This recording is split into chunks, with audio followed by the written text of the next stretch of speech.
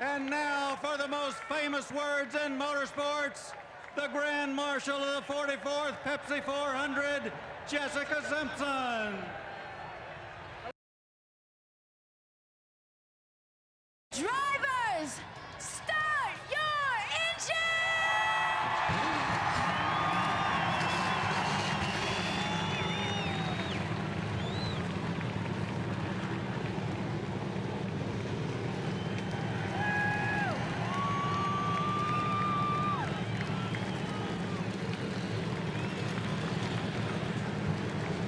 It's the traditional midpoint of the Winston Cup season.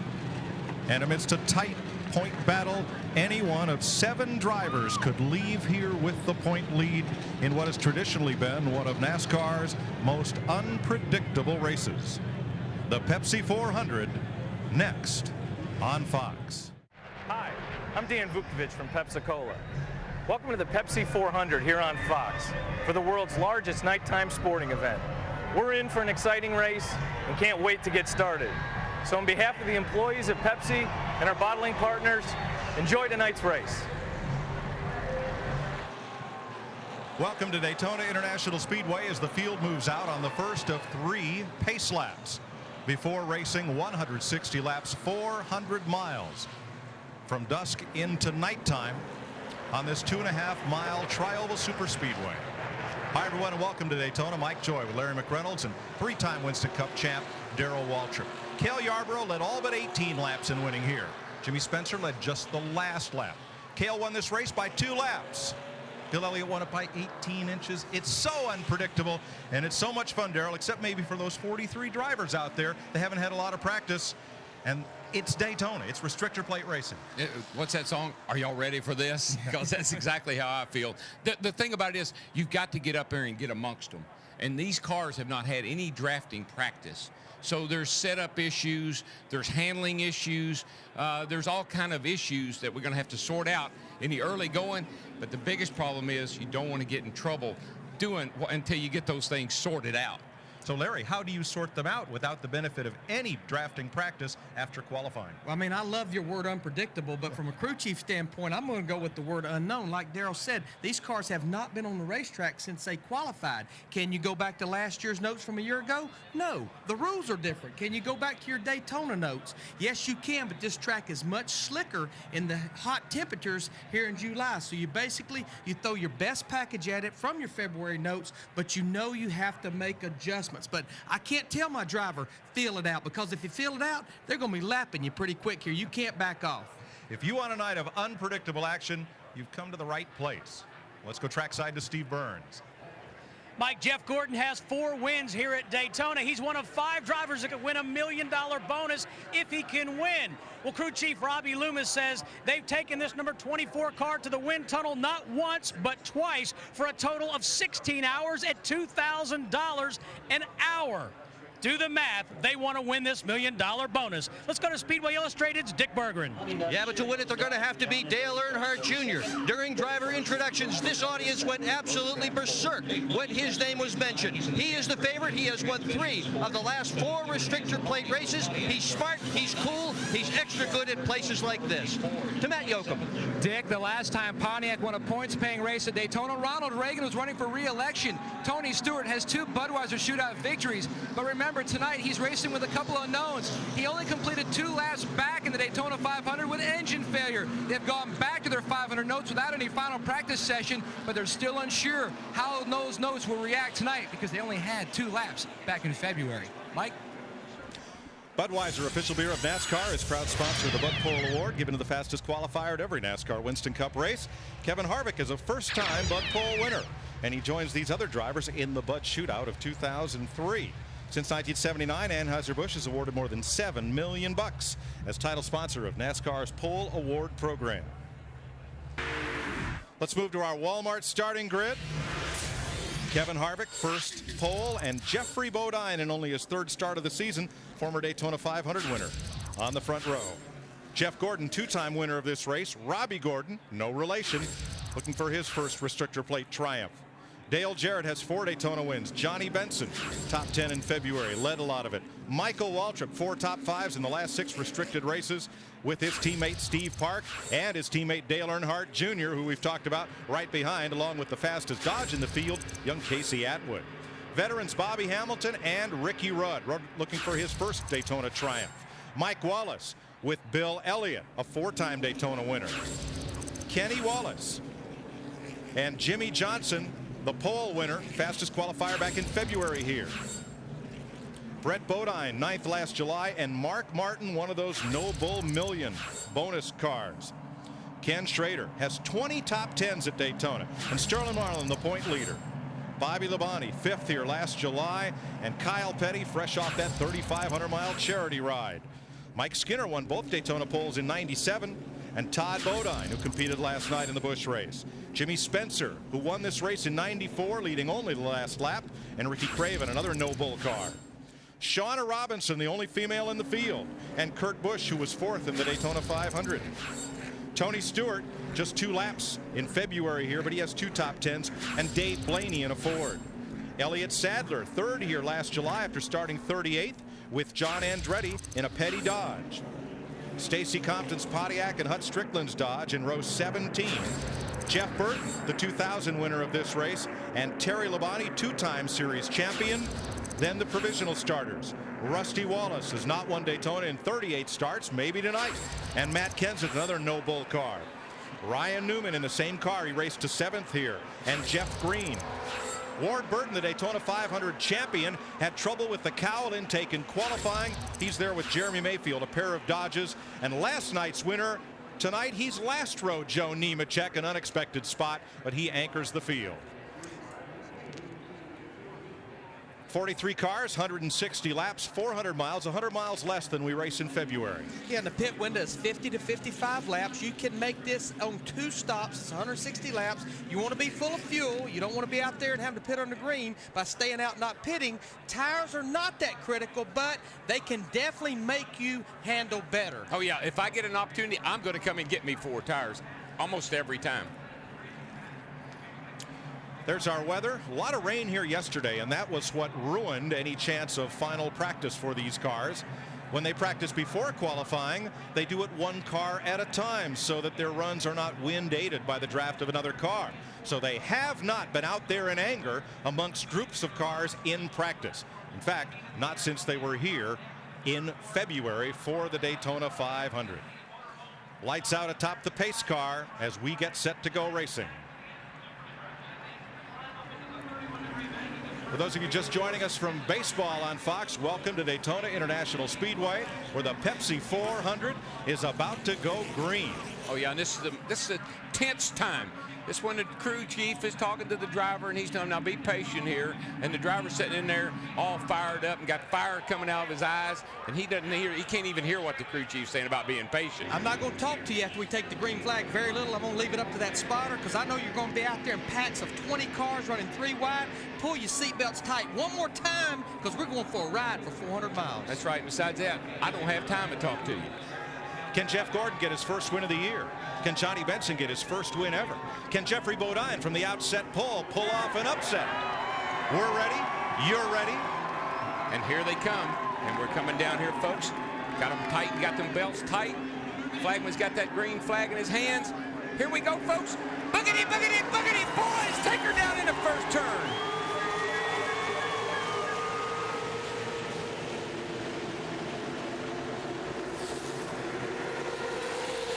Jeff Gordon on the start of the race in the 24 car, he looked like he almost got knocked below that yellow line. You heard Jeff Hammond in the pre-race talk about the out of bounds. You can't be below that yellow line anywhere around this racetrack. And the thing about it is you can't be patient if you're middle of the pack back. You've got to get up in there and get after them because you want to get with some cars that are fast. 2 wide, middle of the pack, 3 abreast in the back of the pack. This is the eye of the storm. That's what you got to watch for right there. That's where the action is. And this racetrack is wide enough to run 3 wide. It's wide enough to almost run 4 wide on the backstretch. The problem is on the exit of the corners, it's like running into a funnel. The racetrack narrows up. Here they come as they exit off the corner. And what happens is the cars move around. When there's this many cars around each other, the wind is buffing the car around. You're 3 wide. The wind catches the front of your car, lifts it up and into the car. Outside of you go. And the longer we go on the run, everybody's on fresh tires right now, full of fuel. The longer we go into a run, the front end will want to turn less and less on the exit of the corner. That's when you get in trouble. And what you'll find right now is all these drivers will work with each other right now. They'll squeeze up and let you in because they're all packed up there together. But as they start to spread out a little bit, you can't do that. Tony Stewart, who completed only a couple of laps in February due to a blown engine, spins to the infield in the back straightaway. Caution on the speedway. Now, gentlemen's agreement, we do not race back. There's no rule that says you can't race back, but you can hack a bunch of guys off if you try to pass them. Didn't tell this back. And here they come racing down here like the green flag's still out. Kevin Harvick leads the second lap and passes under the yellow flag, and the field will slow from 180 down to 70 miles an hour. Now, in February, Tony Stewart only ran 2 laps because of losing an engine. Here he's wrecked before they even get to lap 2. Now what happens here is because some cars did pass with that yellow flag out, you'll be driving up beside a guy and shaking your fist at him, pointing your finger at him. Let's see what happened here. Wow, he just turned right. Looked like the car got down on the apron there just a little bit, and the back end came around.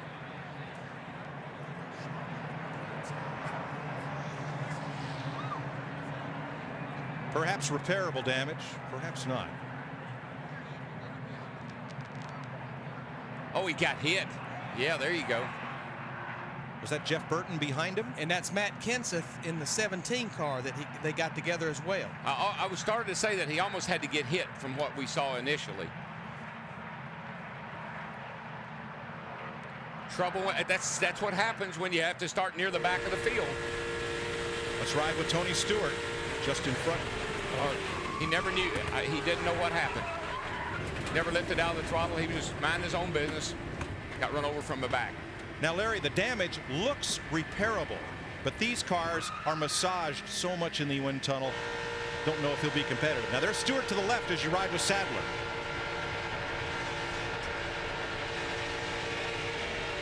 Yeah, Sadler was trying to squeeze in there. He got into the 17, bounced off him over into the 20. Damage on Sadler's car as well. I mean, this is a car that finished second in the Daytona 500 in February and third a year ago. But yeah, aero is so important here. You want to keep that front end. It has to stay just as clean as possible. We have some of the guys at the back of the pack taking advantage coming to pit road. Ricky Craven comes in, Kyle Petty, Elliott Sadler, of course, with damage, Jeff Burton in the 99, and Matt Kenseth in the 17 as well that we saw was involved in that with Tony Stewart. And I don't care how minor it looks, Mike, when these cars crash at 190 miles an hour, it's a lot worse than it looks. Some of it's cosmetic like this, but you do chassis damage as well, particularly if you get into the fence. An airliner takes off at what, 160 miles an hour? Would you want to take off when one that had damage looking like that? No thanks. Here you see they're going to take Tony Stewart, the 20 car, behind the wall, but you better believe these guys will go to work on this car. He comes in here 5th in points, and in the last 6 races, he scored more points than anybody on the circuit. Speedway, this is MRN Radio. Yeah, he had to be considered a pre-race favorite, but Daytona has not been kind to him this year. Out early in the 500, and now here he is out already in this race. Stewart left Daytona in February, 43rd in the point standings, and he has climbed to 5th. They were trying to push the car, and it just was so much damage you couldn't push it. So caution out at lap 2. Want to welcome those of you joining from the Dodgers-Cardinals game. We're at Daytona International Speedway for the Pepsi 400, and we're under caution at lap 2. Elliott Sadler and Tony Stewart, last year's runner-up for the Winston Cup Championship, colliding on the backstretch. Both drivers okay. Damage to both cars. Stewart behind the wall. Sadler stays in the race. Daytona, hallowed ground, victory lane. That's where Tony Stewart wants to be. This is not the way he wants to get there. He's behind the wall after being involved in a crash with Matt Kenseth and Elliott Sadler. Here's what happens, Mike. Here's the 45 car up here. He gets up high, he gets shoved up out of the groove. Here comes the 17 back here. He runs up on the back of the 45. He's got to get out from behind him. He starts down. The 21's there. They get together, into the 20 goes the 21 car. He bounces off the side of the 17 car. There's your wreck. Steve Burns. Well, Mike, they're pretty confident they can get this Pontiac back in the race. Crew Chief Greg Zipadelli saying they're going to try to replace the nose, a partial nose, the right front of that Pontiac, and get Stewart back in the race. 5th in the points coming into this race. A great comeback after running only a couple of laps in the season opening Daytona 500. But Mike, that's what happens here. Usually thing is because somebody has to get out of the throttle and the other guy doesn't or can't in time to keep from running in the back of him. Takes an evasive move, usually causes a wreck. You saw the damage to Matt Kenseth's car. He's sporting a new paint job. A lot of commemorative paint jobs here tonight, as Kevin Harvick has led all of the 5 laps so far. Green flag, green flag. See the Fox tracks there. Kevin Harvick bringing them slow to the restart. Started off about 55 miles. Oh, yeah. There's cars running all over each other back in the pack here because of that terrible restart. Kurt Busch locked up the brakes. That was the smoke you saw. I think some cars got some front end damage. I think I saw a couple of guys bounce off each other. There you see it's going to be about 145 miles an hour entering turn 1. Now you will not reach potential speed with the restrictor plate till you almost run a full lap and a half.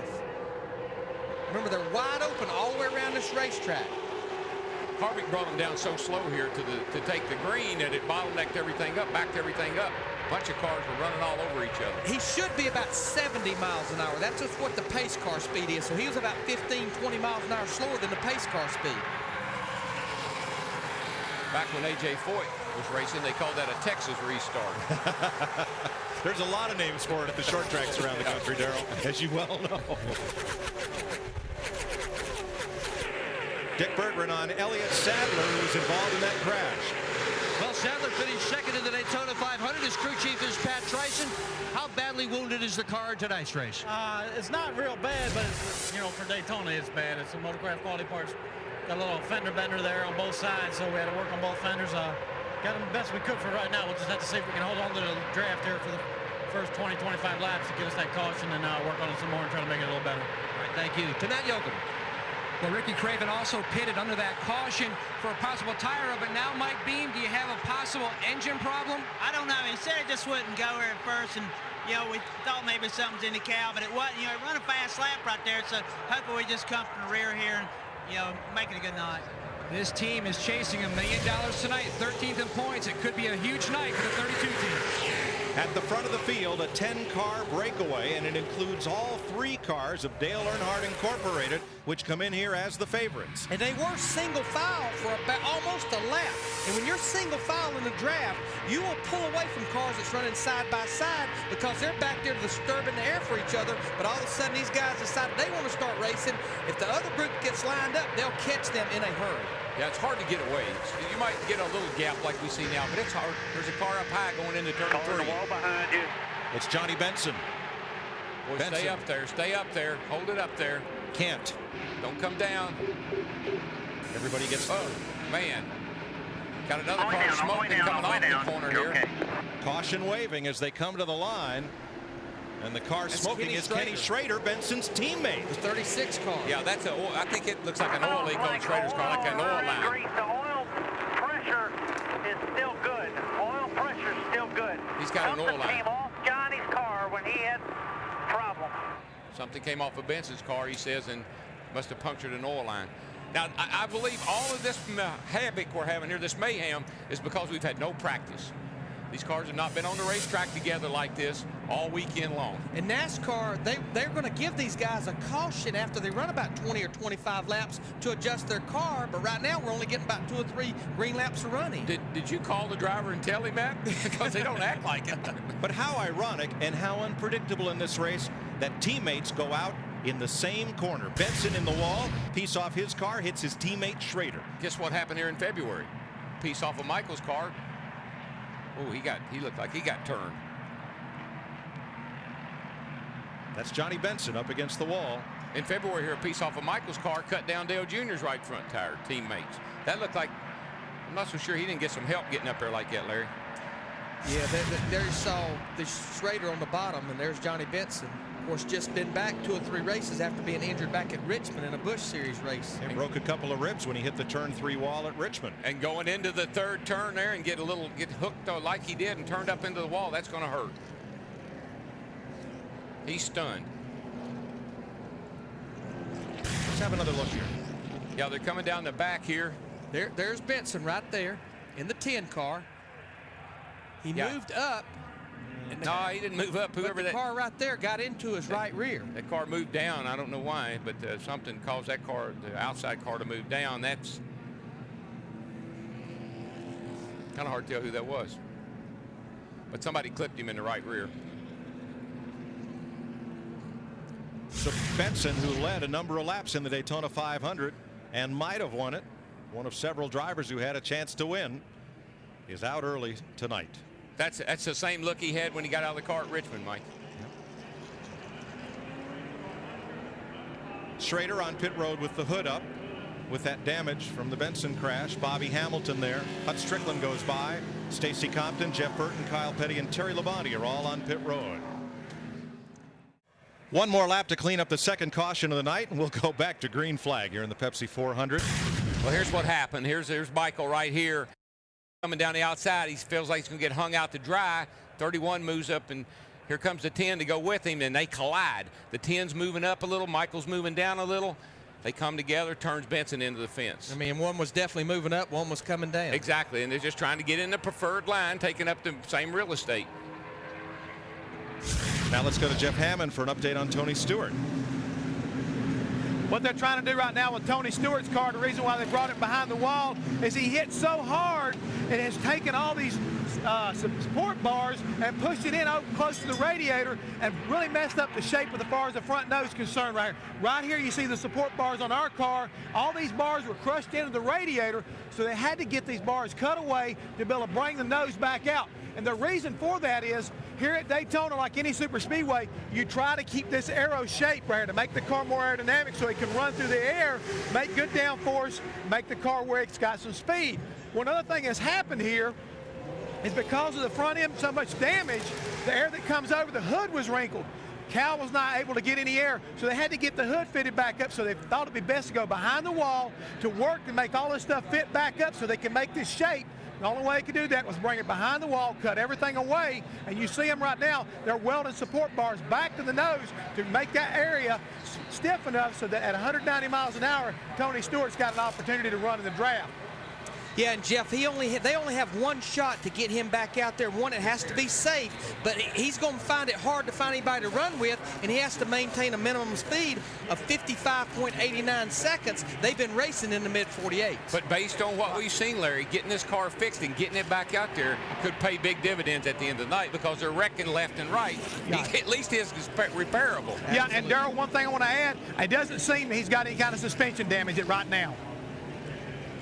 We're coming to green. We'll get speeds at the line to see if Kevin Harvick is again bringing them down for one of those Texas restarts. It's already a little quicker. I'm pretty sure he got a call. Green flag, green flag. Started about 66 miles an hour. Going up through the gearbox now. Probably came down there in second gear, grabs third, then grabs high gear. 115 miles an hour to start-finish line. That lead draft is 40 cars long. That's how many cars are on the lead lap as Ken Schrader restarted on the inside because he is one lap down. He started alongside the leader and is trying to get his number 36 back on the lead lap. And he has the help of fast race cars. Jeff Gordon in the 24 car, Dale Jarrett in 88, that inside line lined up behind him. I mean, look how close these guys are running. And this is getting up to almost 185, 190 miles an hour. That's why we wreck. When you race that close together, just one little slip, and you're into the guy, and you're 180 mile an hour, and you wreck. Kevin Harvick has led all 13 laps so far. But Dale Jarrett has pushed Jeff Gordon into the lead. 24 races without a win. I believe Jeff Gordon's going to be up on the wheel tonight, guys, because he can win this race. He's got a good race car. This would be a good race for him to win. The man on the move, though, is Rusty Wallace. That number 2 Ford started 37th and climbed up to 11th place in just 2 laps. He's up to 9th now. And he was fast in practice before qualifying, and they were pretty much scratching their head. I talked to his crew chief, Billy Wilburn. They just could not figure out why they lost so much time when they went to qualify. You can come from with restrictor plates. Starting in the back is not a problem. You got a fast car, you can drive right to the front because you're drafting off every car you come to. Interesting that Dale Earnhardt Jr. has now won all the restrictor plate races. Still there. Except the Daytona 500. That's the one where you have to give up your car for a year to Daytona USA. He's won all the others. He gets to keep running the same car. It might not be all bad. It's a great problem to have. Yeah. Yes. Like I said, it's good news, bad news. Good news, you won the race. Bad news, they're going to take your car away from you. His teammates, Michael Waltrip in the 15 and Steve Park in the 1 in that lead pack. Kenny Schrader in the 36 car, he got caught in the middle. He's up there trying to get that lap back. He's going to fall back to about 7th or 8th position on the racetrack. The 09, a car we don't see often, but when we see it, it's up near the front. Jeff Bodine, the 1985 Daytona 500 winner, finished 3rd in this year's 500 in this James Finch-owned number 094. And pulling up alongside the Bodine's white Ford is that silver Dodge of Sterling Marlin, our point leader. I just hope Sterling can keep all of his fenders straight tonight. Him and Rusty Wallace in the 2 car, they're starting to work that high groove there. See Mike Wallace in the 33 pulling up behind him as well. Now they have Harvick in the 29 caught in the middle. What he's listing for right now is the spotters say clear behind somebody. He's not doing that on purpose. He's not going backward on purpose. Whoa, he just about got in trouble right there off of going into turn 3. He and I believe that's Todd Bodine, or there it goes. Trouble. Car. Hard in the wall goes Mike Wallace. Scoots across into the grass, and half the field goes to pit road to take evasive action as the caution flag flies for the 3rd time in just 17 laps. We do have a pit road speed, but when something like this happens, it don't matter. They're doing what they need to do to try to stay out of trouble. You almost could see that starting to happen way back in turn 4. This is like deja vu all over again as far as I'm concerned. The wrecks here are. The hits just keep on coming, guys. Watch the white 33 of Mike Wallace, white with a blue roof in the outside lane. That 31 car is really probably what caused this problem. Dale Earnhardt Jr. in 8 just slides up in front of him. People are having to slow down and take evasive action because there's a car up there high trying to get back in line. Somebody checks up just a little bit and you get tapped from behind. And as the field accordion, it'll look like Steve Park got into the back of Mike Wallace and turned him around.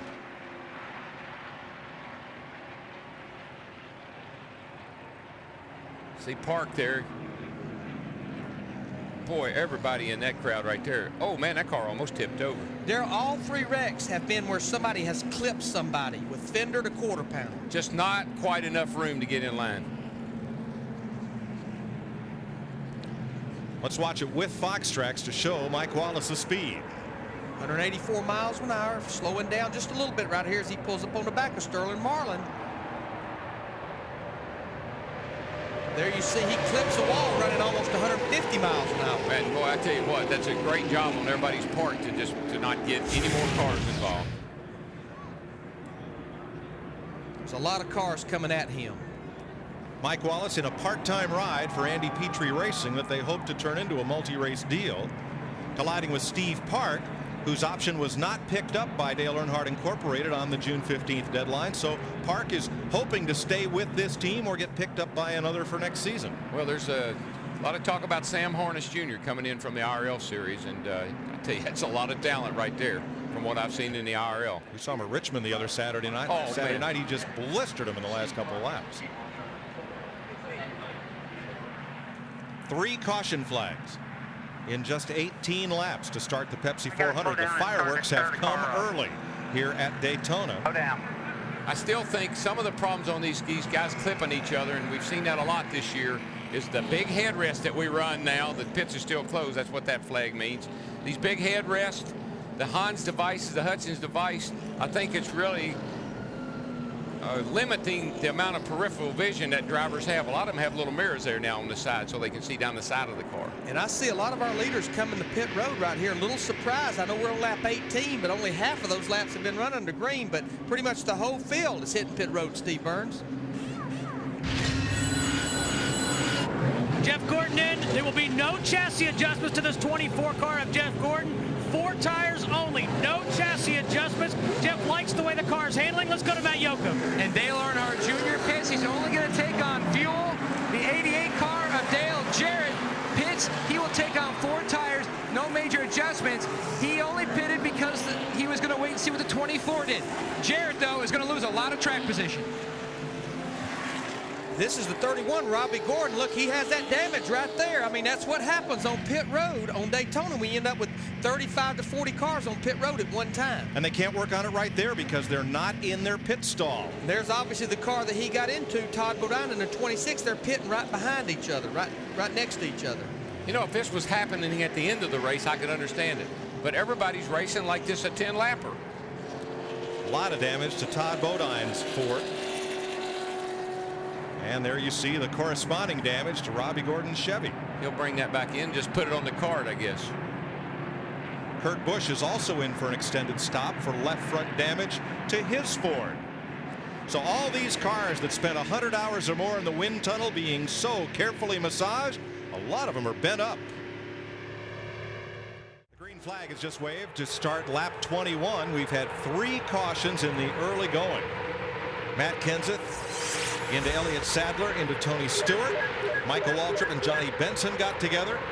And then Steve Park tipped Mike Wallace around. Those are the 3 caution flags. Let's go to Johnny Benson's update. Dick Bergman. Well, before Benson left his car, he told the crew find somebody else to finish the race. He had no intention of doing that. The crew is working on the car. His crew chief, James Ince, has just left the care center behind me. How's Johnny doing?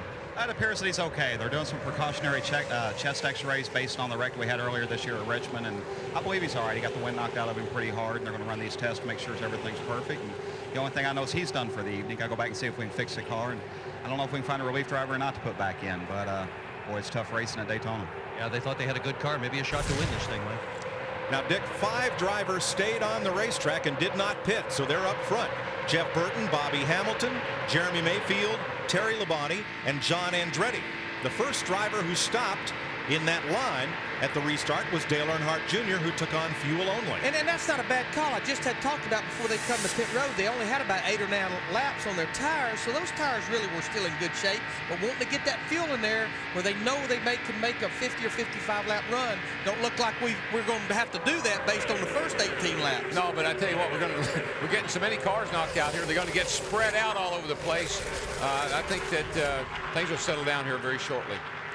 Kurt Busch obeys a black flag, a signal to come to pit road for attention or penalty. Tell you who's coming hard is Ricky Rudd. Here, about 5 away. As Busch makes the penalty stop. And the reason he was black flagged is because he run the stop and go paddle at the end of pit road under caution. There's a man down there with a paddle that says red stop, green go, and he had flipped it to red because the field was coming, and he didn't beat the paddle man. I think that'll cost him a lap. Yeah, he's plus time. He's going to hold him there for until the leaders go by, it looks like. Ricky Rudd, the Sonoma winner, on the outside, coming up against Jeff Burton for the lead. Now, it's not that Jeff Burton and Bobby Hamilton in the 55 car, it's not that those guys have not pitted during this race. They actually were all in under that second caution around lap 10 or 11. And right now, I know that the crew chiefs, the spotters, and everybody are talking to the drivers saying, hey, guys, let's settle down. We've got a long way to go here. But so many things happen here at Daytona that are out of your control. They truly are. The cars move. They go places you just don't expect them to. We had a race here where Tony Stewart was in the front of the pack, got in a wreck, and landed on his teammate Bobby Labonte, who had been running at the very end of the pack. No place is safe. Yeah, one was running 3rd, the other was running 29th, right. And they land on top of each other. Go figure. And their caution is out. Pace car will pick up the field. And this is the caution that was talked about in the drivers' meeting at lap 25. Because the teams had no post-qualifying practice, NASCAR was going to give them a caution at or about lap 25 so they could come in and check on things. Check on tire wear, check, make sure everything is tighten up the surprised. snuff. I mean, we've had 3 cautions. We've had plenty of chances to come in and work on the cars, put tires on them, everything else. I guess that, you know, just doing what they said they'd do. Yeah, I mean, normally what they would do, though, Darryl, when they talk about 20 to 25 and you have 3 cautions in the first 18 laps, is maybe when you have a 20-lap green flag run without a caution. And I don't anticipate very many cars coming to pit road because they were just on pit road, a lot of them 4 tires. Yeah, maybe those guys that didn't pit this last time, they might want to take a chance, but I believe what I've seen so far, I'm going to stay out front. I don't care if I do run out of gas. Safest place is leading this race. And sometimes it's not safe. Come on in. I can't hear you. Mike Wallace has taken his car to the garage. Damage incurred in the 3rd caution. Johnny Benson, 2 cracked ribs after that collision with the turn 3 wall, and perhaps, as James Ince pointed out, residual effect of his hard crash into the wall driving Ted Marsh's Busch car at Richmond. Yeah, he was walking very gingerly as he got out of that car and into the ambulance. Pit road's open and no takers at the front of the field. How about we take a pit stop, and we'll be right back with the Pepsi 400 on Fox. Welcome back live to Daytona and the Pepsi 400. And this Cat Pack is brought to you by Taco Bell. The construction here back in 1957. First Daytona 500 won by Lee Petty in 1959. The first night race at Daytona won by Jeff Gordon. And, of course, the all-time Daytona race winner, Dale Earnhardt, with 34 wins. Taco Bell wants to remind you to think outside the bun. We had 3 caution flags. Jeff Hammond inside of 17 laps here. Now we're in our 4th caution. And do you think this has a lot to do with the limited practice time? Yes, I do, Chris. I think that a lot of these teams right now, a lot of these cars that are getting in these problems are just off that little bit. And because they think they need to get to the front in a hurry, a little bit too much impatience and not knowing what the cars are going to do are creating some of these problems. Jeff Burton currently the leader. He won the Pepsi 400 in 2000. Tony Stewart, one of the pre-race favorites, went out in a hurry, and down below here where we are at Victory Lane as they continue to work on the car. He has remained in the car while they've worked, and he is steaming mad over that earlier accident that he thought Elliott Sadler possibly made a poor decision on. Well, I'm not going to say he knows it's Elliott Sadler was the cause of it. By now, I'm sure he has. But the thing I think about right now, Tony is raced so hard to get himself back in contention in his points and get taken out so early. You can see the frustration on his face, the whole crew, but they worked very diligently to get this car put back together right. We talked about it earlier. When they go back on the speedway, if they can't maintain minimum speed and keep up with the pack, they'll have to bring it in. They're not going to be done. So they're trying to make sure it's right. Greg Zipadelli and the guys are just about finish up repairs. They're trying to make sure everything's taped up, sealed up, and ready to go. And Tony did a great job after disappointing last in the 500 to work his way back up through the points and is very frustrated here. The pole sitter, Kevin Harvick, having some problems. Let's check in with Steve Burns on that. Steve? Well, Chris, earlier we talked about how Jeff Gordon's car had been at the wind tunnel to find an aerodynamic advantage. Well, Kevin Harvick sat on the pole, and Gil Martin, you guys were just lucky to get this car done in time to get down here. Yeah, I tell you, this Goodrich Chevrolet's had a lot of different sheet metal on it this year. It started the year off as a singular car with Robbie Gordon here in February. We qualified 6th with it. Talladega sit on the outside pole with it. And it's never seen a wind tunnel, but I tell you what, we got a lot of faith in our fab shop at home. Adam Meyer, Bobby Hutchins, those guys, they know exactly what they're doing. They've done it a long time. All right, thanks, Gil. Let's go to Dick Berggren. A few moments ago, at an incident on pit road, a collision, Todd Bodine's rear tire changer, Bill Kerwood, was hit. He has been taken to the infield care center. A spokesperson for the team said he's okay. He just got pinched. Crew chief Donnie Wingo is now changing front sides. Thanks, Dick. We're set to go back to green. Jeff Burton, Bobby Hamilton, Ricky Rudd, who did not pit on that last caution, lead Dale Earnhardt Jr. and Sterling Marlin, along with Rusty Wallace, Dale Jarrett, and John Andretti. Now we're hearing on the in-car two-way radio communication that Jeff Gordon, instead of taking the green flag, may come to pit road. He's talking about maybe possibly having a flat tire. Pace car is in. So is Jeff Gordon. He's on pit road. Green really flag. Cost him. Come on down, watch your speed.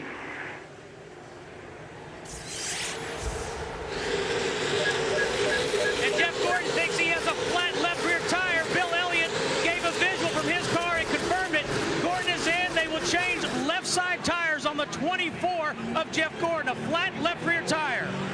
Darrell, you can do that without losing a lap, but you're a lonely man out there. Yeah, he'll go a lap down if he doesn't get a caution, because you can't run by yourself. There's about a second difference in the lap times. Gordon, the defending series champion, winless this year. Right now, he's just getting up to speed in turn 1. The pack is over in turn 3.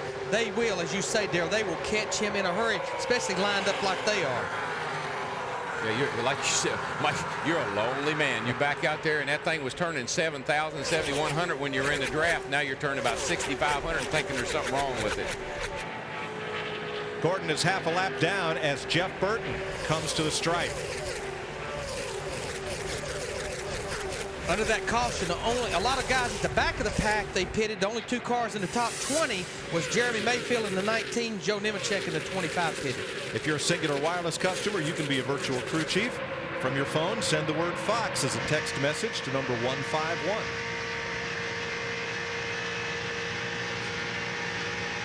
.30 of 160 laps complete.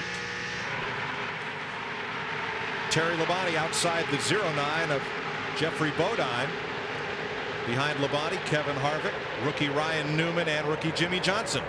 And there's that sucker hole, and Harvick's trying to go right up in it. You know, he gets a little suck off that 5 car, and right up into the middle of those 2 cars he goes, and that's not a good place to be. We've got our interval Fox tracks here on Jimmy Johnson, the 48 car. You see right now he's about 2 1/4 seconds behind leader Jeff Burton. If that group can get lined up and quit racing 2 and 3 wide, then they could catch that group, and you'd be able to see how quick they could catch them. Darrell, you're right. You don't often see people move forward up through the middle.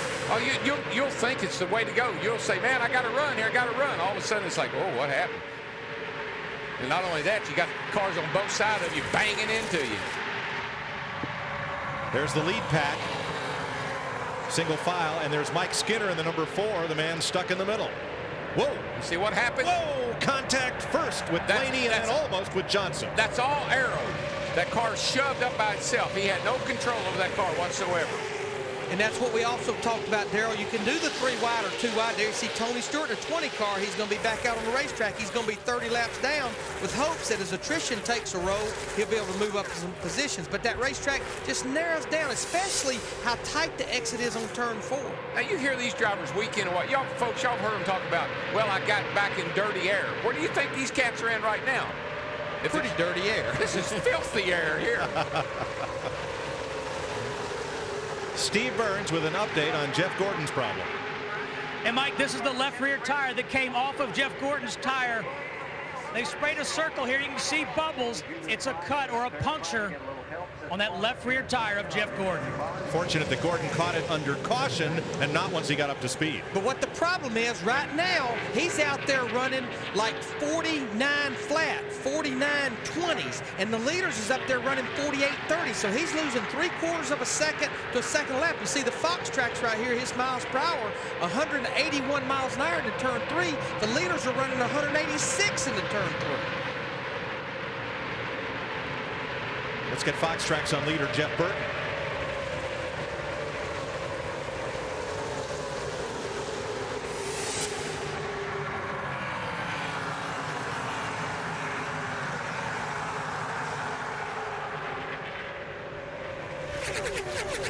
Looks like Dale Jr.'s car is really starting to come around now, Larry. He's sitting there in 2nd place and pretty content right now.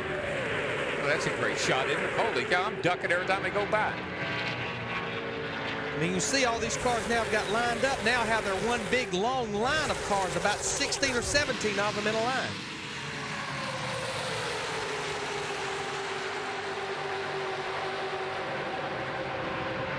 Now that group behind them back there, Jimmy Johnson, the 48 right there, if they could ever get lined up, just, you know, just halfway, just quit slicing and dicing, they would catch that lead group so fast. And as simple as we make it, oh, get lined up. Well, you just can't. I mean, you can't hold up your hand and say, pardon me, could I get in right here, please? I'd like to move over a little bit, if you don't mind. It's like trying to get about 20 kids in the nursery to play nice. Yeah, it just ain't going to happen. Jeff Burton has won this race. He leads it. Dale Earnhardt Jr. also a former winner, the defending champion of this race. Let's go to his pit, Matt Yoakum. Mike, the 3 DEI cars qualified 7th, 8th, and 9th. It chose pit stalls 3, 16, and 25. So in the old days, to converse without the other teams listening on the radio, they'd have to send someone running from pit stall to pit stall to pit stall. But starting with the Daytona 500 this year, they have an internet chat session, Angela Walker, the computer specialist at DEI, set up an instant message session. So all 3 teams, Dan Stillman here in the 8 pit, Slugger Labby in the 15, and Dave Charpentier in the 1, can talk back and forth strategy. Stillman says they're possibly looking at maybe 4 tires on that stop. Slugger Labby said possibly 2. And that way, they can talk back and forth. The only problem, just like your cellular service, sometimes with so much usage in the area, they get knocked offline. Now I've seen everything. Yeah, that's pretty unique. my man Van Colley be right at home with that. He'd be emailing everybody in the pits.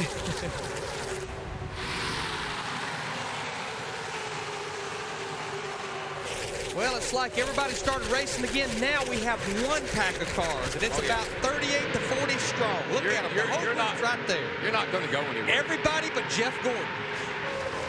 You're not going to go anywhere. The way these cars are, the balance of them, and the restrictor plate, the importance of track position. Jeff Burton started 35th. There's Jeff Gordon, lonely guy. No date, Saturday night. Just out for a drive by himself. It won't be by itself long. Look who's coming. Here comes the rest of the field. 37 laps complete in Daytona.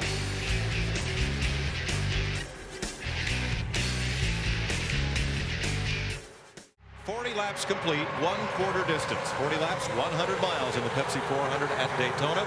First time in prime time on Fox. And Jeff Burton, who started 35th by not pitting on the last caution, has come to the front. Now, Jeff Gordon's out there riding around 180 miles an hour. He ain't got a whole lot to do, so what do you think he's doing? Looking for debris.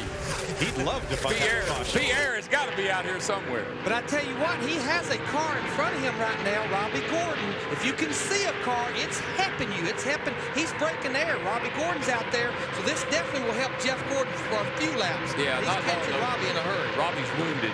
Yeah, he's running 3.5 seconds slower than Jeff. Yeah, but he was some help. Yes, absolutely. Meanwhile, if Jeff just looks in his rearview mirrors, they're coming.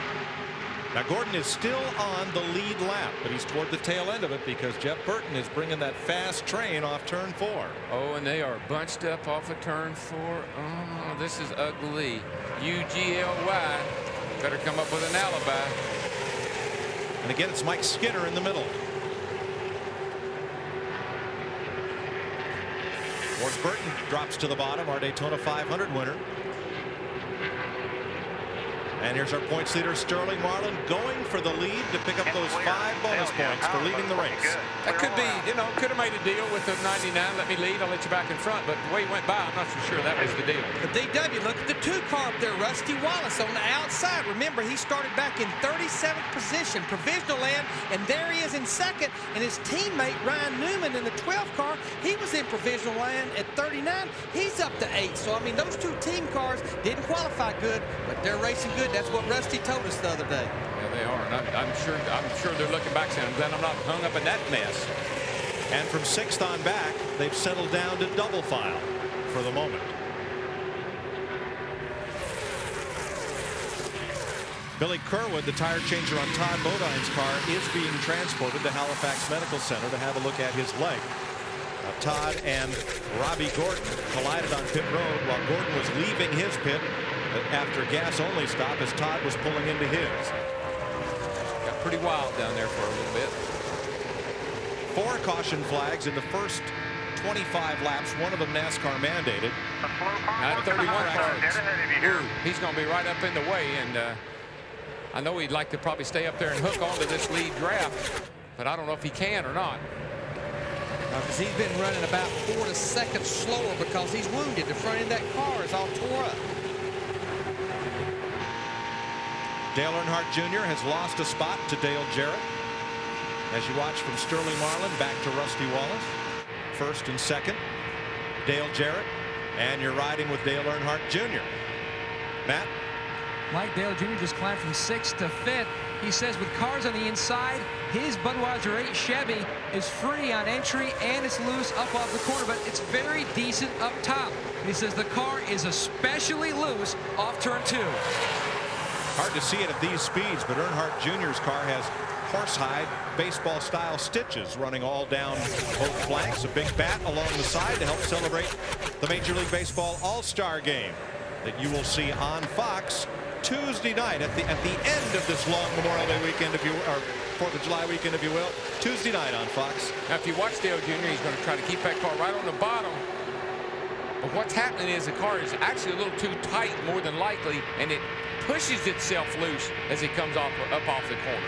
And what also can be happening, and it's a challenge for the crew chief, Darrell, if that thing has any arrow loose to it, you can't really fix it with chassis. You'll make it where it gets into the push loose because you've tightened the chassis, but the body is arrow loose. And you'd like to put more spoiler on it. That would fix it, but it also would slow it way, way down. On those straightaways. You can go up with the rear blade. 55 is the minimum. You can run 70 if you want to. And I have here in the 4th of July seen a car run a lot better when you added a little spoiler to it. It wouldn't be any faster, but it would handle better. Two drivers on the move. Dave Blaney, the Jasper number 77, up to 11th after starting 30th. And our Daytona 500 champion in the 22, Ward Burton. Since starting 41st, he's climbed just outside the top 10. But Mike, you mentioned it earlier. You talked to his car owner, Bill Davis. They had a reason why they qualified bad. You have that cowl induction opening that forces fresh air to the carburetor, and it had collapsed. There's no wonder that they didn't qualify very good on yesterday. And sometimes, Mike, you'll come down here and you'll give up a lot qualifying to have a good handling, good driving race car in the race. And that's critical the 4th of July here, as hot as it is. Jeff Gordon out in front of the lead pack, in danger of going a lap down. DW, you guys keep talking about the cars, the way they handle it. I talked to Tony Glover earlier today, and our leader, Sterling Marlin. I asked him, I said, hey, you guys had a lot of success here at Daytona. What's the key in your mind? He says, getting off of turn 2, Jeff. He said, if my driver can run off of turn 2 wide open, he can set himself up to make passes and to keep people from making passes on him. We've already heard Matt Yoakum say that Dale Earnhardt Jr. is loose off that corner, so it's going to hurt him as far as moving up and being able to try to move up through the field. He may be able to hang on. We can already see running that bottom groove. You can see Tony Glover right there. He's sitting there watching Sterling Marlin. He knows he's got that car working off of turn 2. And the way they do that, Jeff, I remember down here a couple of times when they were with the 4 car, they pull the front fenders out. They get those front fenders pulled out there, particularly that left one. And you'd say, hey, that's going to slow me down. And that car will maybe not be as fast on the restarts, but it comes on as it gets into runs. And what's good about that race car right there, they wasn't involved in the big one the last 2 or 3 restrictor plate races. And the more you can run a car, the more you learn about it, and the more you know what its characteristics are. So they know about that race car, what it needs and what it's looking for. One other thing before you go here is that he also said they've changed their setup. Ever since 1990, they used to run the same setup, but now with the way the new configurations are, the new rules, Tony said they have to constantly look for better ways to make their race car run up front. Jeff Gordon is leading 1 second per lap to the lead pack. They're about to catch him and put him 1 lap down in the Pepsi 400 at Daytona.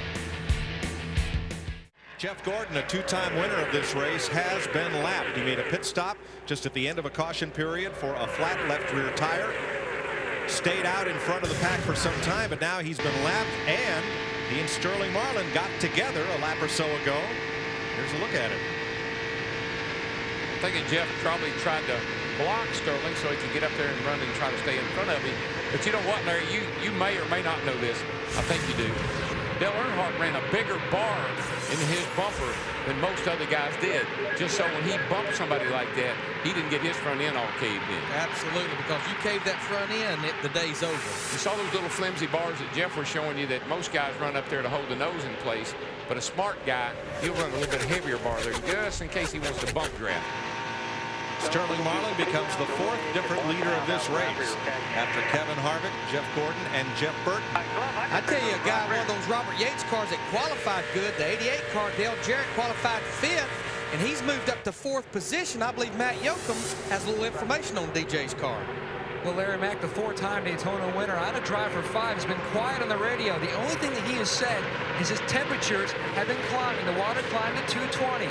So since the car is running a little hot, he's had to poke out that nose to try to get a little air into that radiator to cool down that water every now and then to try to bring those temperatures down.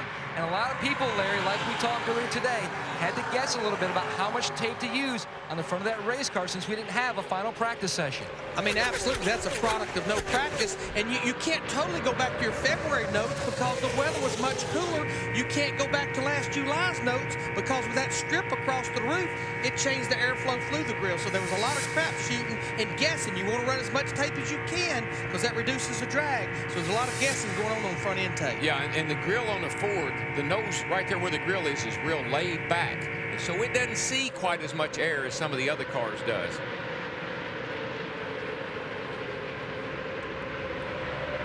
Larry, keep talking about how we need to cool these race cars. One guy kind of dodged the bullet this week, or earlier today, was Michael Waltrip, guy running second place right now. They actually cranked the car up, and just as they shut the engine off, they noticed that the radiator was spitting water out. The electric fan on the back side of the radiator had actually worn a hole into a brand new radiator.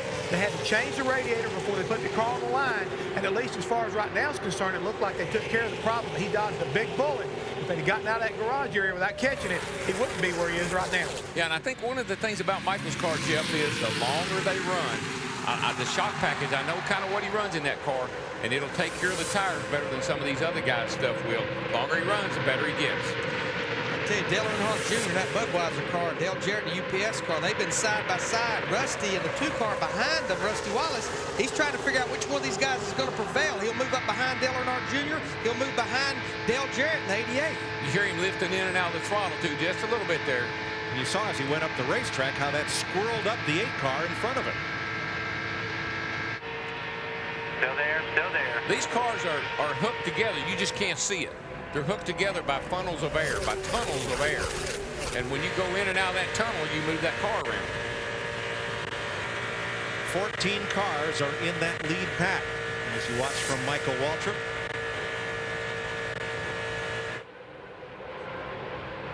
Sterling Marlin, Waltrip in second. Dale Jarrett, Dale Earnhardt Jr. side by side for third, and Rusty Wallace looking on. And these cars will just go backs and forth. One on the outside will move up about a half a car with the head. One on the inside, they'll just go backs and forth, backs and forth. Can't quite make the pass. And you know what, guys? We've had our longest green flag run here, about 27 or 28 laps, and we have a typical Daytona now. We have about 3 or 4 packs out there. What's different from here, from Talladega?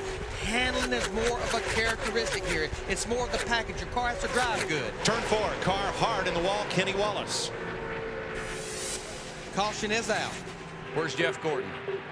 Trying to get back on the lead lap, no doubt. Caution out, leaders in turn 2. Now the leaders will not race one another, so here comes Gordon trying to bust his way through traffic. Get by them if you can. Track's all clear.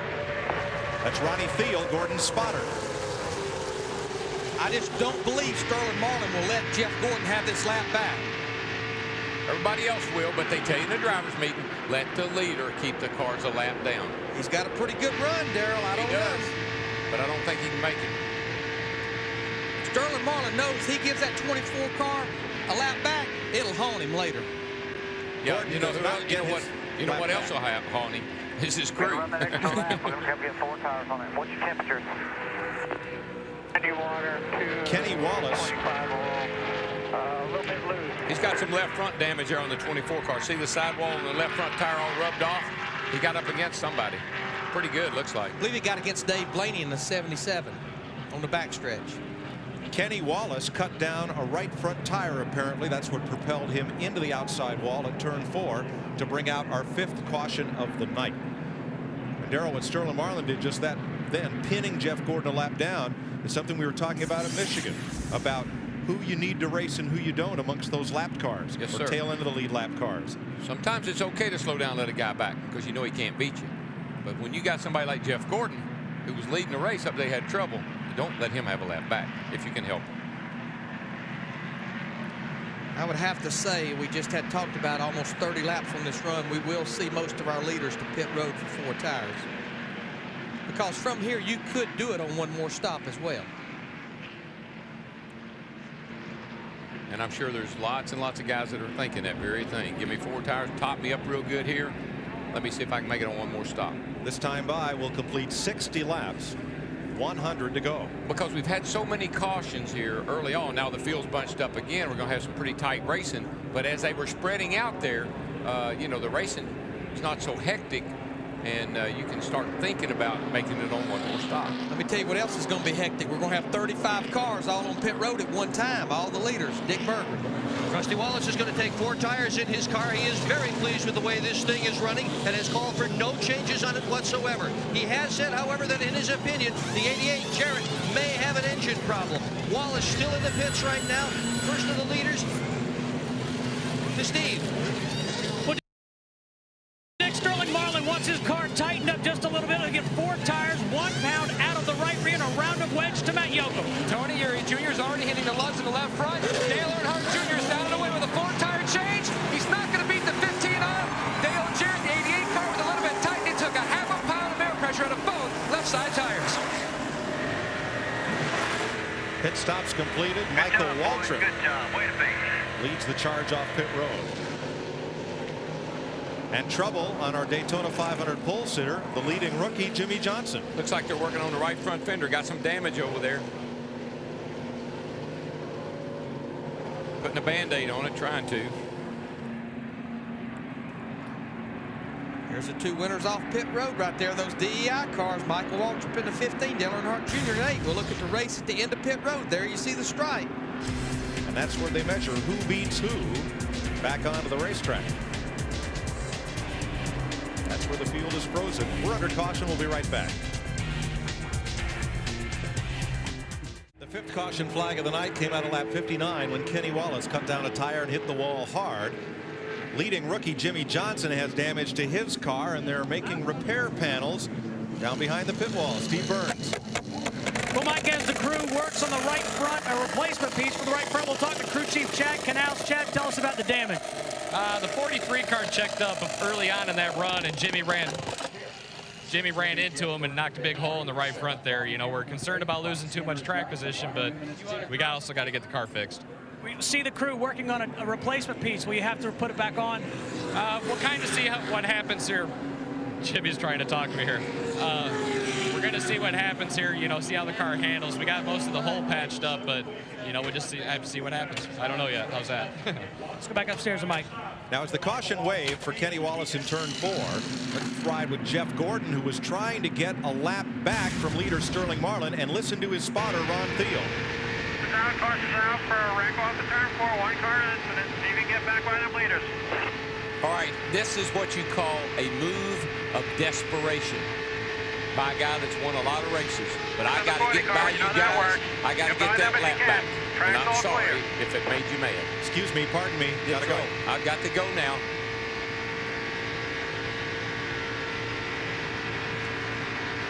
We're set to go back to green. At lap 63, Michael Waltrip leading Dale Jarrett. Waltrip's teammate, Dale Earnhardt Jr. Point leader, Sterling Marlin. So it's Chevy, Ford, Chevy, Dodge. Then Rusty Wallace, Jeff Burton, Dave Blaney in Fords, Bobby Hamilton, Mike Skinner in Chevys. Well, if you were here last July, this could spell trouble for everybody with that 15 and 8 up front. Here you see on the Fox tracks, Michael Waltrip, the leading the race right now, brings him down almost 70 miles an hour. He saw Kevin Harvick back in 20th at the pole sitter at about 75 miles an hour. He was lagging back and getting a run. The biggest mover on pit stops, that Robbie Reiser-led crew for Matt Kenseth. Kenseth came in 21st, came out 14th. Yeah, but, you know, he's got a lot of body damage on the left side there from that earlier incident. They probably need to stop in the pits there and work on that a while. A 2-lap penalty now on Kurt Busch, and the number 97 being held in the pits. And a correction on the earlier NASCAR report on injuries. Billy Kerwood, the tire changer, is being x-rayed at the care center in the infield. It was Johnny Benson who, with the 2 cracked ribs, was transported to Halifax Medical Center.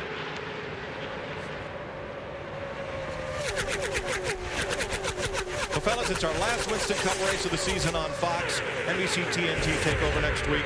No, we haven't done yet tonight. Crank it up. 20,000 horsepower. Wide open.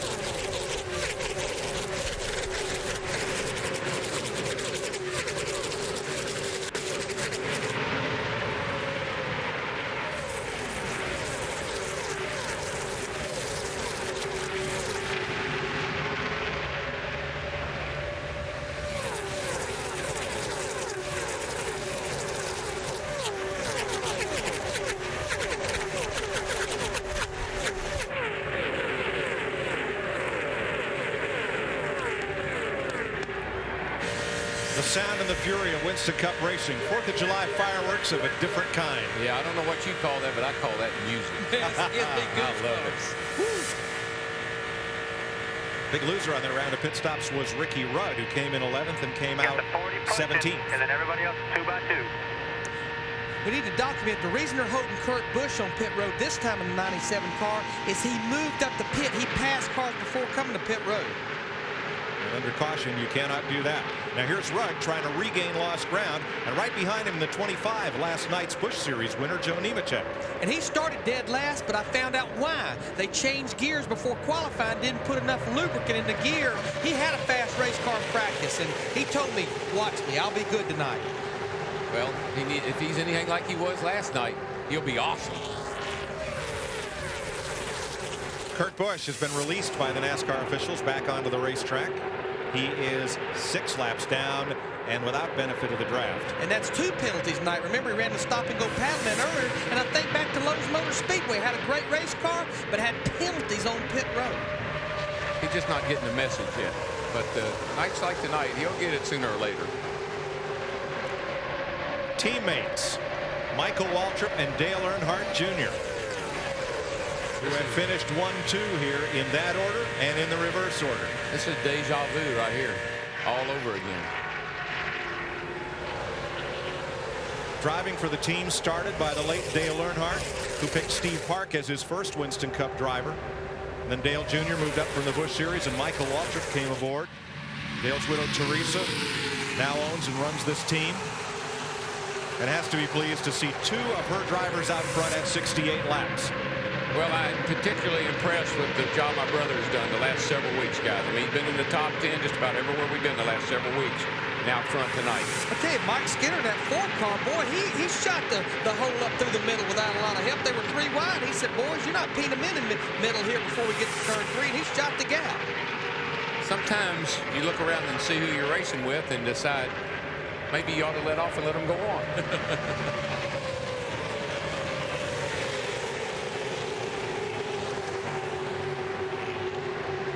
Five cars trying to sprint away from the field. Behind them, about 25 trying to run them down. 70 laps complete next time by in the Pepsi 400 on Fox. 73 laps complete of 160. Michael Waltrip leading his teammate Dale Earnhardt Jr. in Chevrolets. Sterling Marlin, the point leader in a Dodge.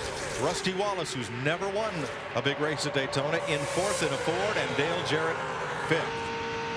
Let's go on board Sterling Marlin. Hey, listen, we done got our 5 points now, done led some laps, so let's be smart here. And from what I'm seeing right now, we ain't going to have a heck of a lot of friends at the end. Unless some Dodges make some big gains. So we need to find somebody that's going to work with us and be their buddy. All right.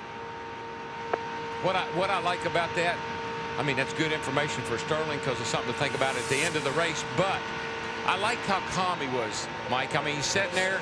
He's not excited. I mean, the car obviously is doing a great job. And look at this. Tony Santanicola, the engine builder. You know, Steve, why is he carrying the carburetor? Mike, I cannot answer that question, but I can tell you this, that Sterling Marlin also told his spotter, Lauren Ranier, go over to the 2 spotter and ask him why Rusty won't run behind us. The answer was that Rusty's running a little bit hot, so occasionally he'll dart from side to side just to get some air to the radiator. Yeah, I mean, they build motors for several teams. They obviously have Sterling Marlin. They have Jimmy Spencer. You know, maybe what they're complaining about, the thing's missing or something, and they're anticipating maybe changing the carburetor would fix a miss. Maybe it feels like it's surging or something. Yeah, and that's the standard answer from another car. When you ask them to run behind you, I can't. I'm running hot. Well, the only Dodge that's in a position to help them is Ward Burton, the number 22 in 9th place. He's not near close enough to help Sterling. We've got a long way to go. Oh, yeah. Yeah, folks, don't get comfortable now, because just because we're spread out a little bit here right now, guarantee you things will pick up here in a little bit. Guys, how about that yellow car on the bottom right there? Dave Blaney in the 77 car. I mean, this is a single car operation. Ryan Pemberton, the crew chief, they do use Jasper Penske engine, but I mean, he started back in 30th, and his best restrictor plate finish ever is 17th, and he's been running in the top 10 for the last 40 or 50 laps. Well, I think the way we see Rusty's car running, Ryan Newman's been up there. They got the same power, and I think that's the key to their success here this weekend is that power they got under the hood. Now here's Rusty, who started 37th. He's up to 4th. Blaney, 4 lengths back, 2 wide behind you. Blaney started 30th. He's up to 5th. Doesn't matter where you start here, does it? Oh, no. Starting in the back is not a bad thing. It's kind of like coming up on the interstate and you got 5 lanes there. You just pick the one that's moving, and you just keep moving up through there till you get to the front. Ryan Newman started 39th. He's 7th. Ward Burton started 41st. He's up to 9th. I'm pretty impressed with Ward Burton. I mean, he's hanging in here. Not in too bad a shape right now. Mark Martin's right in that mix. Yeah, Mark's up to 9th, started back in 18th. Didn't sound real happy about his race car yesterday or the way it was running. And what's happened here? This lead pack has now split. It's like an amoeba. It's divided itself in half. 5 in front, 5 trailing. Of course, all these cars are on the lead lap with the exception of Jeff Gordon in the 24 car right there, who's fixing to be in the middle of this group. He's going to be sandwiched between teammates, Ryan Newman in the 12 and Rusty in the 2. Ryan made a good move there, though. He fell back in behind him. He didn't push the envelope on the exit of that corner. Yeah, he'd probably like to have worked with his teammate, but he couldn't. He was pinned down on the inside. But what we're going to see here for a little while now is the cars. Now we're going to see whose car really handles good. We're getting strung out here. We're going to make some long runs. It's who's got the best handling package now. Well, Joe Nemechek told us after last night's win, he could have run off the corners on the bottom and on the bottom against the yellow line all the way down the straightaway, all the way around the racetrack. So if you can get a Busch Series car to do that, chances are somebody in the Winston Cup garage has figured out how to do the same thing if necessary. Let's go back to Steve Burns on Tony Santanicola. Well, Mike, it may not be a big story. Tony, we got all excited watching you carry that carburetor, but there's no problem. No, I always have a spare carburetor every race. I just forgot to bring it out. All right, thanks for clearing that up, Tony. Just happen to have one in my pocket. Yeah, well, you know, we've been watching Sterling, and he certainly doesn't have a carburetor problem. Well, you better believe as Tony walked behind every pit carrying that carburetor, he got all the team's attention saying, hey, look, they might have a carburetor problem. And good news from Todd Bodine's crew. Billy Kerwood has been released from the infield care center. He is on crutches, but it appears that nothing is broken. So that's good news. Michael Waltrip, Dale Earnhardt Jr., and Sterling Marlin lead in Daytona. Here's today's halfway recap brought to you by Coors Light. The pole sitter Kevin Harvick led for the first 13 laps. Has not really been a factor since. That first 26 laps had 4 different cautions here. Jeff Gordon led for a while. Jeff Burton led for 23 consecutive laps. Even Sterling Marlin in there for a while. Now, Michael Waltrip, your leader, followed by Dale Earnhardt Jr. We mentioned at the top of the broadcast, and I've talked about it throughout the broadcast, the DEI cars.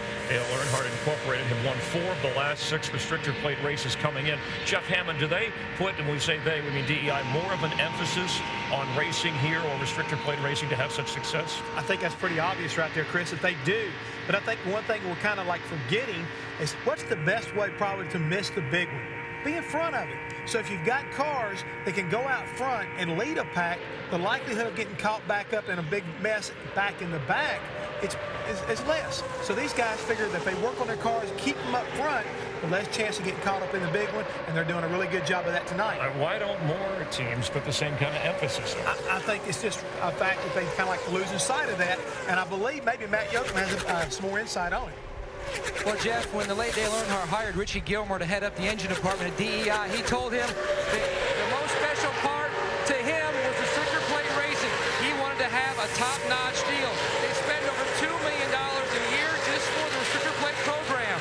They also have 3 full-time employees. From the last race at Talladega last year up until the Daytona 500 this year, they had a plate engine on the dyno or on the chassis dyno every day. That's the kind of emphasis they put on their plate program, and it shows. And Michael Waltrip, his last race more than a year and a half ago, came at his only career win in Winston Cup at the Daytona 500. Let's go back upstairs. Michael Waltrip leading Dale Earnhardt Jr. teammates, a 6-car breakaway draft, plus Jeff Gordon in that draft, who's 1 lap down. A lot of brothers in NASCAR racing. There are the Burtons. Right now, Jeff is 9th, Ward is 10th. There are 3 Wallace brothers, led by Rusty in 8th. 3 Bodine brothers, led by Todd in 22nd, and 2 Labonte brothers, led by Bobby in 16th in this race. I just believe some of the reasons that the DEI cars, Michael Dale Jr. and those guys run so good here. Dale Earnhardt had this intense desire to win here at Daytona. And Larry, you and I talked about this. I believe that he put more emphasis personally when he was driving on this race. And when he started his own team, he put the same kind of emphasis on winning at Daytona. This is the race he wanted to win so desperately, so badly, and he only got to win it 1 time. When I look at those 2 cats in front, Michael Waltrip has always run good at Daytona and Talladega. When I look at the man in second, I think the cliche, the apple don't fall far from the tree. You got it, buddy. Singular Wireless customers can participate in our virtual pit crew feature from your phones by sending the word Fox as a text message to number 151. We are past halfway at 87 laps. You ride with Robbie Gordon there. He is 38th, 2 laps down. And talk about where you start doesn't matter so much. What's happened to our front row? Kevin Harvick, who started on the pole, is back at 30th. And right behind him, the outside pole sitter, Jeffrey Bodine, in 31st.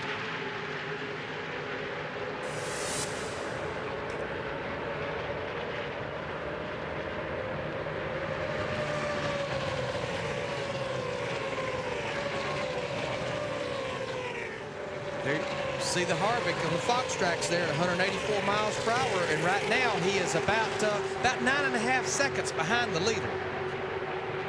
Steve Burns with more. Mike, our pole sitter Kevin Harvick sustained damage to the right front of that race car, about where the headlight decal would be. There's actually a dent or a hole. The team put a patch on, but it blew off, so they've made another one on the next pit stop. They've made it out of sheet metal and duct tape, and they'll apply that to that right front, about where the decal, the headlamp decal would be. Thanks, Steve. Harvick suffering along in 30th. 35 cars are on the lead lap. Now our outside pole sitter Jeffrey Bodine, Dick Berggren. Well, Jeffrey's problem is also in the right front corner, Mike. He had an early tangle with another car. They've worked on it on several occasions while they had pitted, but it's really not quite right. He's also complained he doesn't like the rear shock absorbers in the car. He's had a vibration earlier this evening. It's just been a whole host of problems for Jeffrey Bodine. Come out. Dick, the guy who won the very first Pepsi 400 night race at Daytona, Jeff Gordon, has been doing his best Monty Hall imitation, making deals to work his way to the front. But he may have come to a close because the 15 and 8 cars from DEI are going to try to keep him a lap down. They're not going to try to let him get by and work any kind of deal with the 24 because they know how stout Jeff Gordon is here at Daytona. And I think that's what there's 2 guys up there. They say, hey, that cat can beat us. And we got the best Chevrolets out here. And we want to keep him behind us if we can. But, I mean, Jeff Gordon, Darrell, I think he's doing the best thing he can do. He's sitting there in 3rd. He don't need to start racing because he's going to drive up there past those guys by himself without any help. The closer he can be to them, he may catch him off guard if a caution should come out. So he's doing what he has to do and about the only thing he can do. You know, and following up a little bit on what we were talking about Dale Earnhardt and my brother Michael, I think he saw in Michael how great he has always run here at Daytona. And I think that he felt like if he put Michael in a car like he's out there in tonight, that Michael could win races, not only here at Daytona, but everywhere.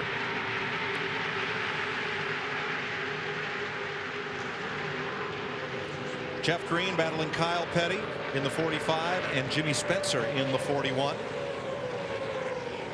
This is a race for 25th, and behind them, the 3rd Earnhardt Incorporated car, Steve Park in the number 1. And our pole sitter Kevin Harvick and Stacy Compton. In winning the 2001 Daytona 500, Michael Waltrip led 27 laps, the most he had ever led at Daytona in one race. Tonight, he's been out in front for 31 laps.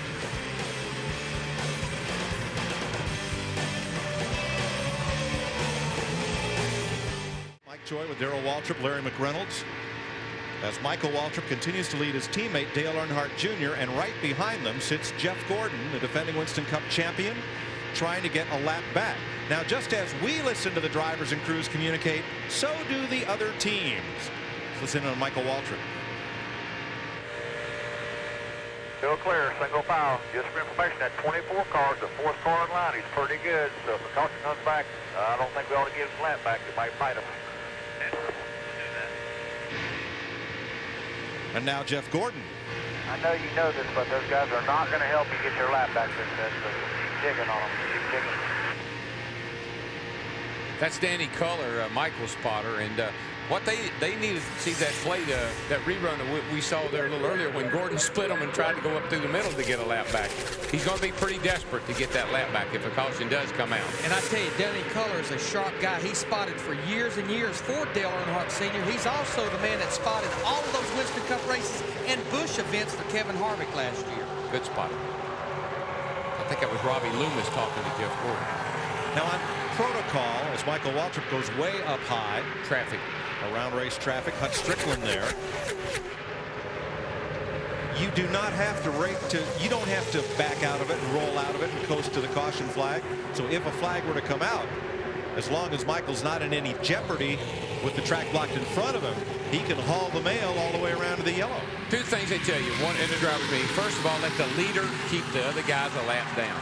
Now, some of these guys will pull over and let you get a lap back. I'm not a big fan of that. But it also depends on who it is. And that's why I'm not a big fan of it. If you're going to do it for one guy, you ought to do it for everybody. But in my opinion, you should never pull over and let anybody get a lap back.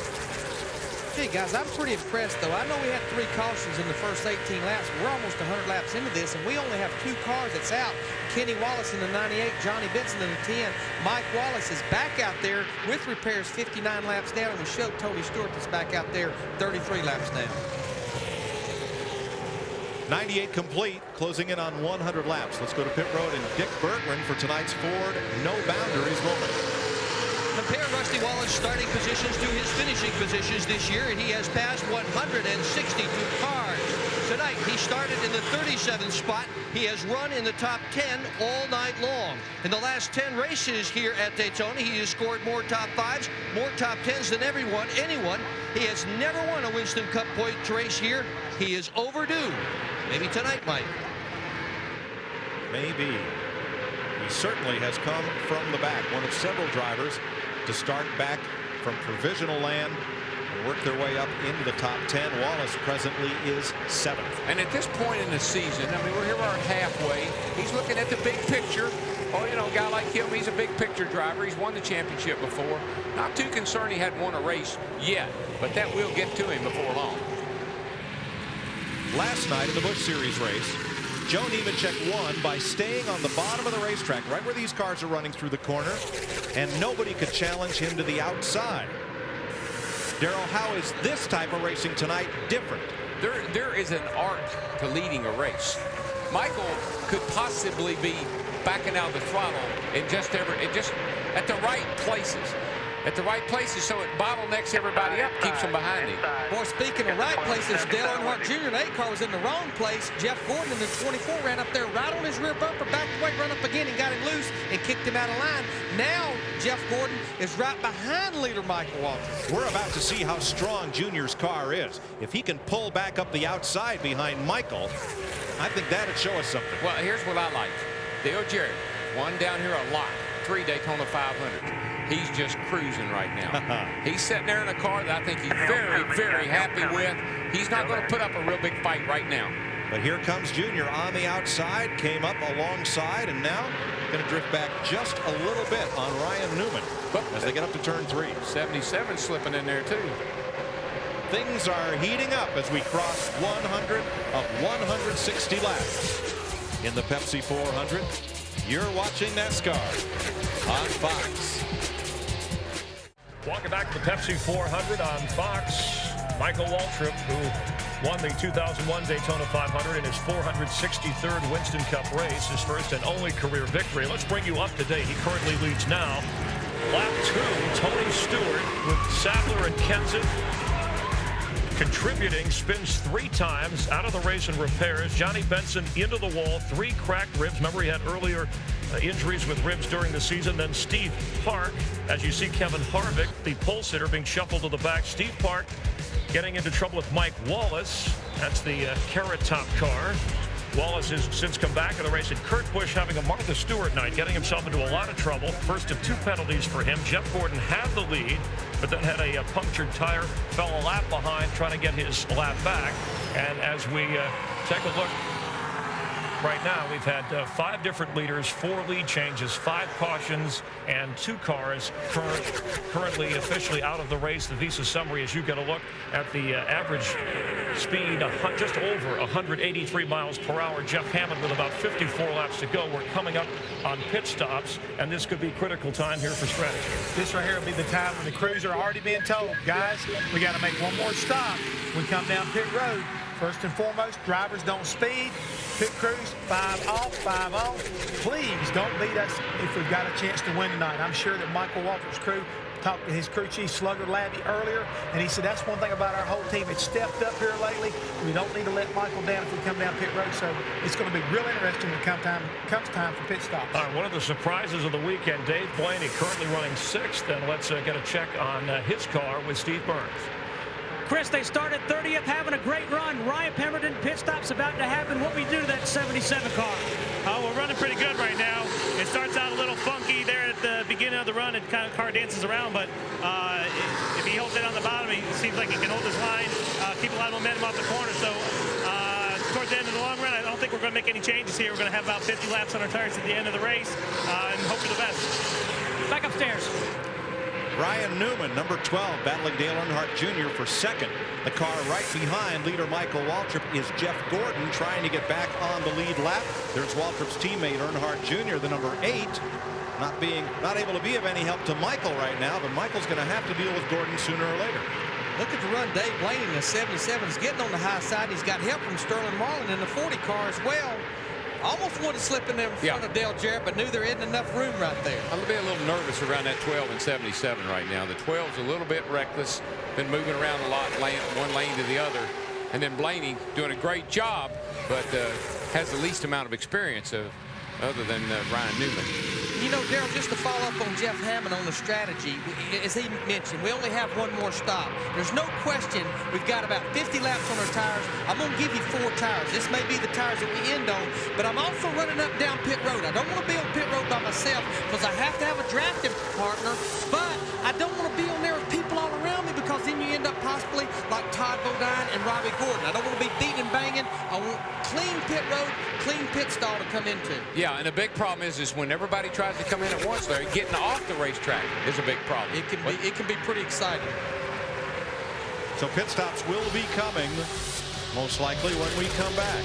109 laps complete in Daytona in the Pepsi 400 on Fox. 48 laps to go in the Pepsi 400. It's been 50 laps since the last restart. Jeffrey Bodine and Stacy Compton are the first 2 drivers to come to pit road, making green flag pit stops.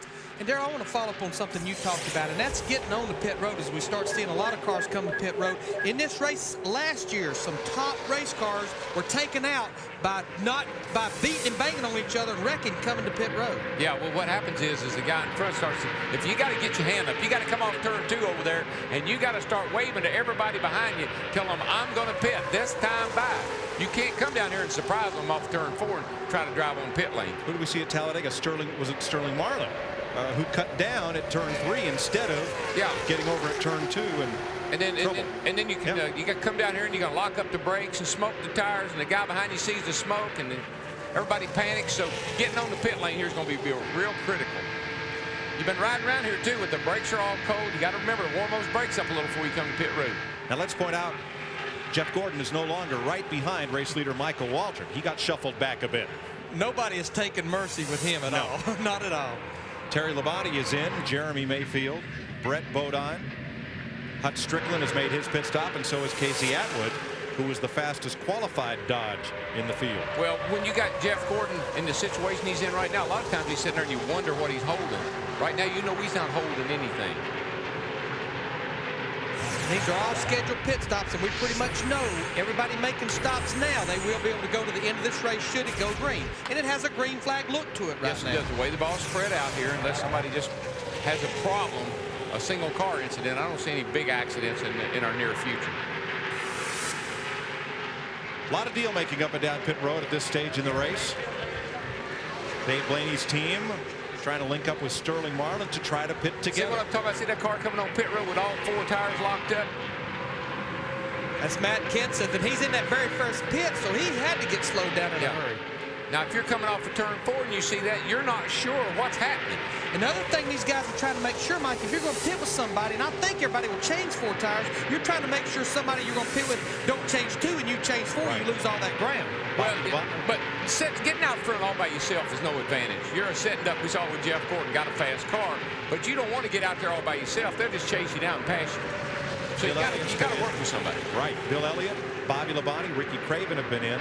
Matt Kenseth, Kyle Petty, Elliott Sadler for the Wood brothers, the winningest team here. And now a big group coming in, including Mike Skinner, Joe Nemechek, Ricky Rudd, Daytona 500 winner Warren Burton, Bobby Hamilton, and Jimmy Johnson. Dick? Mike Skinner skids to a stop, but he stops exactly perfectly, right where he should stop in his pit stall. He has finished as well as 3rd in this event. That back in 1998. That's going to be a 4-tire stop for Skinner's crew. They got the right side done, rolling around to the left side now. Some of the teams taking longer to put the fuel in. Skinner, gone. Steve Park is in. Is Sterling Marlin coming, and Blaney coming with him, and Several guys. Dale Jarrett leads this group in with Marlin, Jeff Gordon, Rusty Wallace, and Blaney. Now, Dale Jarrett, he has to go all the way to the end of pit road. He's in the very last pit before leaving.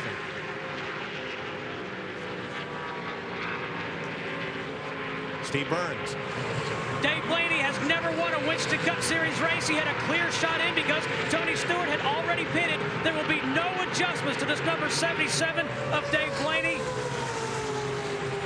Left side tires going on the 77 of Blaney. No other adjustments to that race car. Let's go to Matt.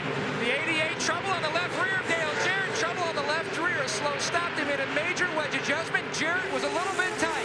Let's see if Michael Waltrip and Dale Earnhardt Jr. come in this time. Jeff Burton locks up the brakes coming to pit road. It is Waltrip, Earnhardt.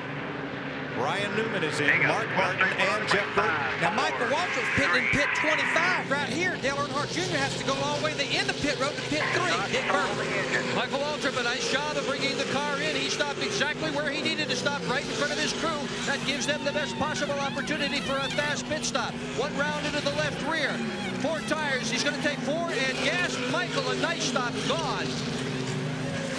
A 4-tire change for Dale Earnhardt Jr. trying to win back-to-back Pepsi 400s. They made an air pressure adjustment in their right front. They went back to a setting they had earlier in the race. He was loose earlier, but he was recently tight. Michael Waltrip gets out before Earnhardt Jr. and Jeff Burton had trouble leaving his pit. Needed a push from the crew to get the car restarted. He came in so hot, locked the tires up, was sliding all the way to his pit box, loaded the carburetor up, killed the motor, and couldn't get it cranked back up. But Darryl, I know we still have a few cars to pit here on the green, but I think there was good planning. We didn't see a bunch of cars at one time on pit road. We didn't see a lot of cars that was in 2 pit boxes beside one another. Yeah, these guys were spread out pretty good up and down pit road for coming in the way they did. Now you're going to see the difference in pit stops pretty plainly here. See Mike Skinner in the 4, Ricky Rudd in the 28, Ward Burton in the 22. That group was running in that second pack, 10th to about 12. And here's Michael and Dale Jr. racing with Sterling. The battle resumes just about where it left off. And here comes the 12 and the 2 right behind them. Dale Jarrett's coming right here, and there goes the 6. There goes the 77. So they're just in a few seconds of each other. We cycle through pit stops, and Michael Waltrip is the leader. Sterling Marlin, Dale Earnhardt Jr. right with him. It's about half a second back to Ryan Newman and Rusty Wallace. I tell you, Rusty Wallace in that 2 car, he's had a few complaints about his pit crew this year, but he can't complain about them on this pit stop right here. They paid off for it. No, sir. And, of course, Michael's team did a great job, too. So all those guys did a great job right there in that first 6 cars. But one car that's missing from this top 5, we heard our guys talk about it. Dale Jarrett had that problem on the left rear. Plus, he's back to 6. I don't like where he's pitting for a green flag stop because you can't get up to speed till you're almost at turn 1. And you got to go the whole length of the pit road with a lot of eyes on you, Larry. It's good for caution stops, not good for green stops. So Dale Jarrett falls to 2.4 seconds off the lead. Mark Martin 3.2 seconds back, and Dave Blaney 3.7 seconds back. So the big gainer in those green flag pit stops was Rusty Wallace, and there's the Billy Wilburn-led crew that pits for Rusty. 120 laps complete. 124 laps complete of the Pepsi 400. 160 make up the race. Michael Waltrip leading Sterling Marlin and Dale Earnhardt Jr. The drivers eligible for the Winston Noble $5 million bonus, led by Mark Martin in 7th, Ricky Rudd in 10th. They're each paired with a fan who could also win $1 million if one of those 5 cars goes to victory lane. And how these cars qualified, they were the top 5 finishers from Lowe's Motor Speedway back in May. Tony Stewart, 20 car, has more problems on the backstretch. We stayed green so far. A spin off turn 2 onto that paved apron area, and a lot of smoke from Stewart's car. Caution will come out for the 6th time tonight. Boy, Tony Stewart's poor old car looks like it's been a demolition derby. Stewart, who had fought his way up to 5th in the points after being the first car out of the Daytona 500, was involved in the first caution of the night at lap 2, and now he brings out the 6th yellow flag.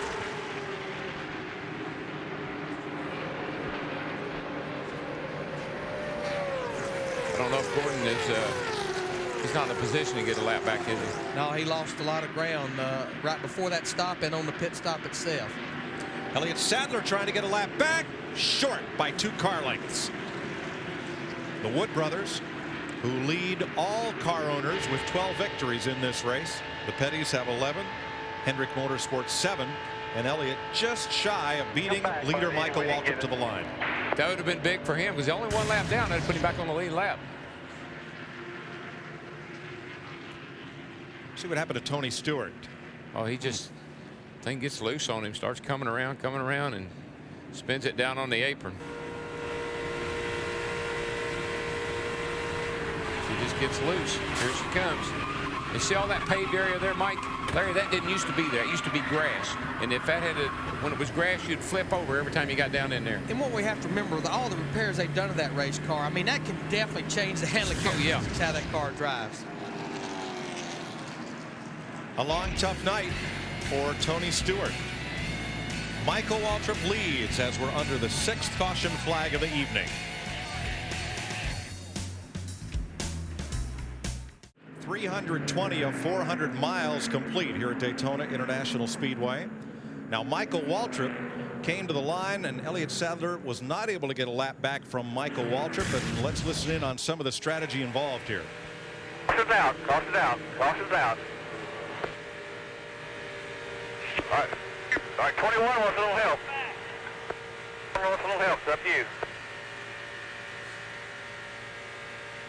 Where's the 24? Where's the 24? Race back, tell him to race back, Danny, don't worry about it. Keep taking.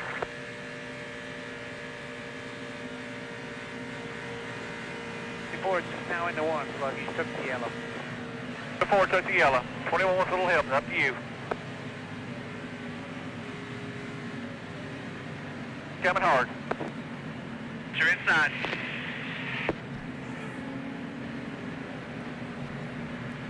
Well, see, that kind of ties into what we were saying earlier.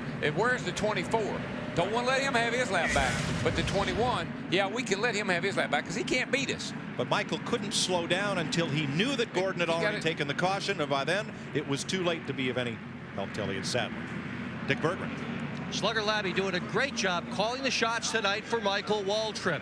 Michael has repeatedly given Slugger credit for the fact that he is having the best year he has had in a very long time in Winston Cup racing. After the last pit stop, Slugger radioed to Michael, said, "Your tires look great. That's an indication the chassis is running very well. Just keep doing what you're doing." Slugger Labbe, the crew chief, has never won one of these Winston Cup races as a crew chief. He has been trying for 18 years. Sterling Marlin pitted on lap 117. They added a pound of air to the right rear. Tony Glover's been saying, Sterling, keep an eye on where you're on the racetrack. Evaluate how you're going to make your moves. And right now we'll go to Jeff Hammond. Right now, I'm sitting down beside our Ford Cutaway car, and as you can see in my little side mirror right here, it's kind of difficult, especially with the winning net up, and I haven't even got a helmet on. So you can imagine what it must be like during a race when you've got all these head restraints around you and a helmet. Very limited peripheral vision. So you've got to really be very dependent upon the side mirrors, your rear view mirrors, but at the end of this race, the key maybe to winning will be your spotter. What he tells you, what's going on behind you or in front of you, may be the key to winning tonight. We always hear about blocking, and one of the guys that'll be helping that kind of like take place will be the spotters upstairs. Spotters are very important, especially with the few laps we've got to go. Yeah, and your spotter's Chris Myers, so I'd tie that tie a little tighter, Jeff. Yeah, Curtis Turner used to drive in a tuxedo, Jeff, so he kind of back to the past. Nice looking outfit. Thank you. Now, under this caution, the top 18 cars stayed out. We got 30 cars on the lead lap, but about 12 cars at the back. Terry Labonte, Brett Bodine, Bobby Labonte, Ward Burton, Matt Kenseth, Jeffrey Bodine, Kyle Petty, Todd Bodine, Jeff Green, Stacy Compton, pole sitter Kevin Harvick, and Casey Atwood decided to pit. Nothing to lose. Make your car better, but the leaders all stayed out. They can make it to the end. And I don't hear anybody complain too much about handling problems tonight. I want to tell you the difference between this race and the February race, the Daytona 500. The week before we come down here for the 500, they have the 24 hours of Daytona. They drag cars around this joint all night long, leaking oil everywhere. The track's a lot slicker than it is here tonight. For all the 140 people that each week that make NASCAR on Fox a reality, for all of their hard effort and their passion for the sport, let's crank it up. I say one more time, strap that TV down. Green flag.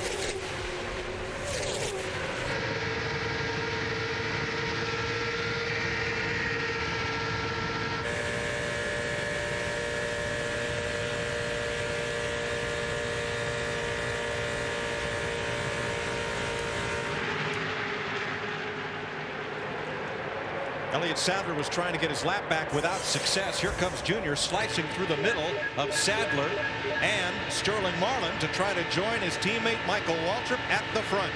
Well, this is nail-biting time again. We are near the end of the race. Everybody's kind of trying real hard. Guys are lap down. Guys trying to get themselves in a position to win this thing. Don't want to make any mistakes now. Matt. Well, Mike, under that caution, Tony Eury Jr., the car chief on the 8, asked his cousin Dale Jr. how his race car was. Jr. responded, the car is good, very good. I'm just thinking. Right now, he is second behind his teammate Michael Waltrip. Tony Eury Jr. responded, well, the house is even. They've helped us win a couple. Right now, we're helping them. Meanwhile, Dale and Jarrett, remember, they made a wedge adjustment on his last stop. Jarrett reports in the 88 car is not as good as it was in the previous run. The 12 right in the middle, Ryan Newman, has all the look of a pinball wizard in the middle there. We talked about Elliott Sadler to 21 trying to get his lap back. Ricky Craven in the tied 32 car along with Jeff Gordon there in the 24 on the outside. They'd like to get up there because once again they're trying to get that lap back too as the laps close down. Yeah, when you're the point leader and you're hung up there like that, Sterling just took a big deep sigh of relief to get out of that mess.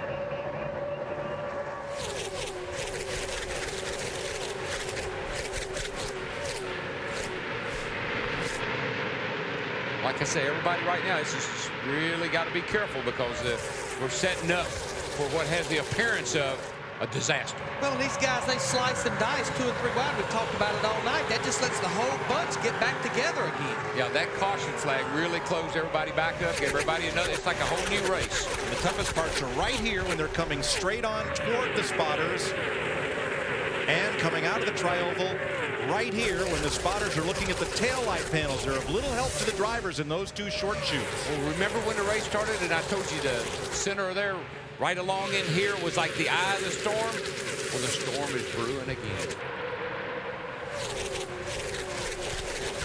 All it takes is for one of those front cars to come up off of turn 2 or turn 4, have to get up out of the throttle just a teeny bit because the car pushes and you get run into from behind. And here we go. And as the lap counter ticks down, the pulse rate ticks up. 26 to go. It's called the intensity. The intensity is picking up.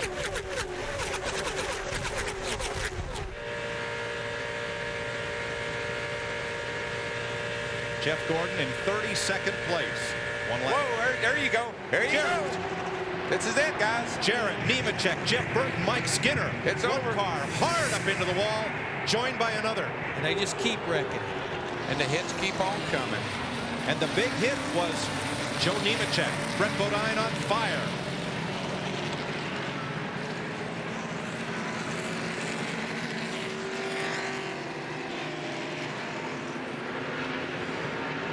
Leaders will have to race back to the caution flag. Here comes, I think this is Sadler again.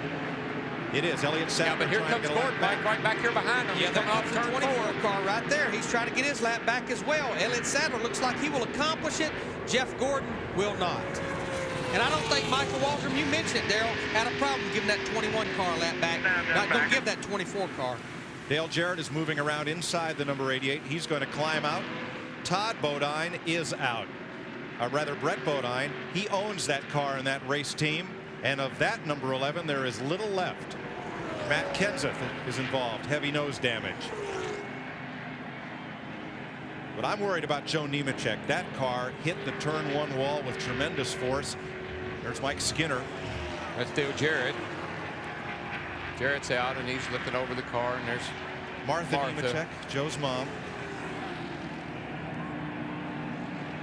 Last night Martha was celebrating Joe's victory. Tonight she's in tears. I don't know. Whoever got down the apron got turned. Mike Skinner has come to rest. Had a good run going there. See Bobby Labonte. All kinds of damage to that car. And Brett Bodine's out of that car. And the good news about the Joe Nemechek car was they were attending to the car, not to the driver's compartment. So we can presume from that that Joe's okay. And here's Mike Skinner moving around.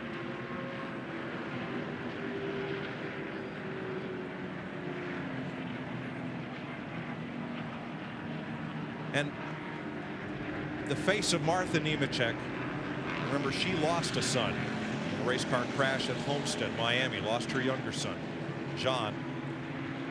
But the window net is down on Joe Nemechek's number 25. And that's always a sign that we believe he's gotten out of the car. We'll await confirmation.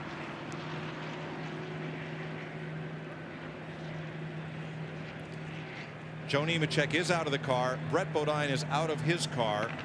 The wings will be extra crispy tonight. This starts by somebody getting crowded down on the apron here. Oh, Dale Jarrett. Dale Jarrett goes down in front of the 21 car, wasn't that? Oh, no, that was the 99 car. Oh, man, you're right, Mike. Nemechek took a hard lick. Then the 4 car. Saw the lick that Brett Bodine in 11 took there in front of Joe Nemechek. Steve Park. Look at Blaney in the 77 all the way down on the apron, along with Jimmy Johnson in the 48 as well.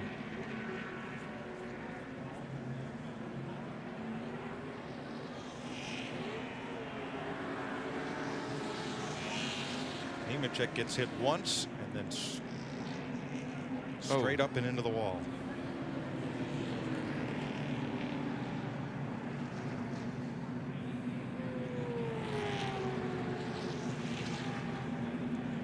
The drivers call it the big one. And Darrell, I think we've accepted it's somewhat inevitable in this type of race. Let's see if Jeff Gordon gets through this.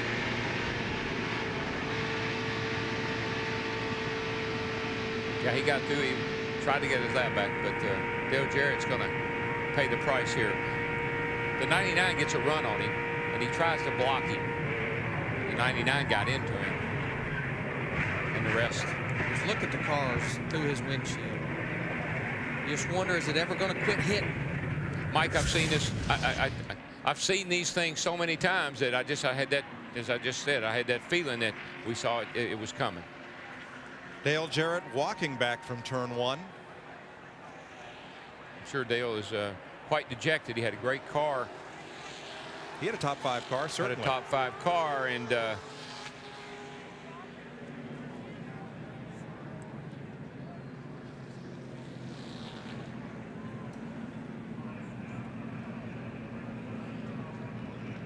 Jarrett, a wave to the crowd. I believe he waved off a ride in the ambulance earlier. They will insist that he goes to the care center. It's kind of mandatory. Right. I think right now he just wants to walk back to the pits by himself. Yep. I'm thinking that you know, he's probably a little upset with himself. Here's Brett Bodine, who is okay.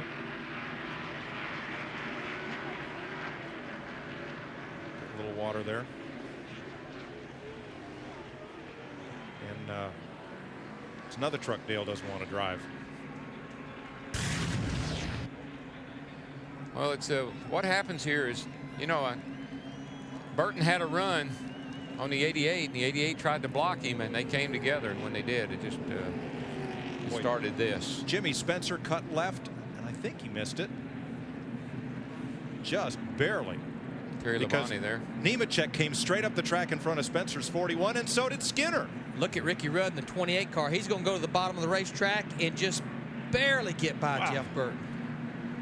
See, these cars will go up and down. They start at the bottom, they go up, hit the wall, they'll come down, and sometimes they'll go right back up. That's why it's so hard to miss a wreck here.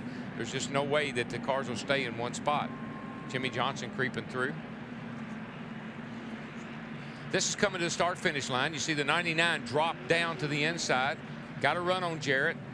Starts to look to the inside. It's kind of hard to say what happened there. It looked like Dale tried to block him, moved down a little bit, and when he did, they come together.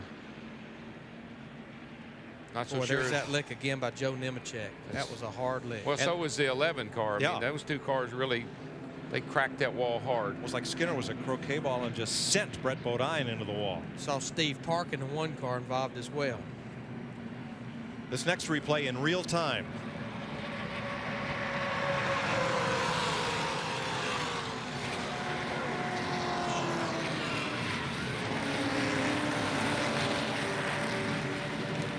Jeremy Mayfield in 19 all the way out in the grass.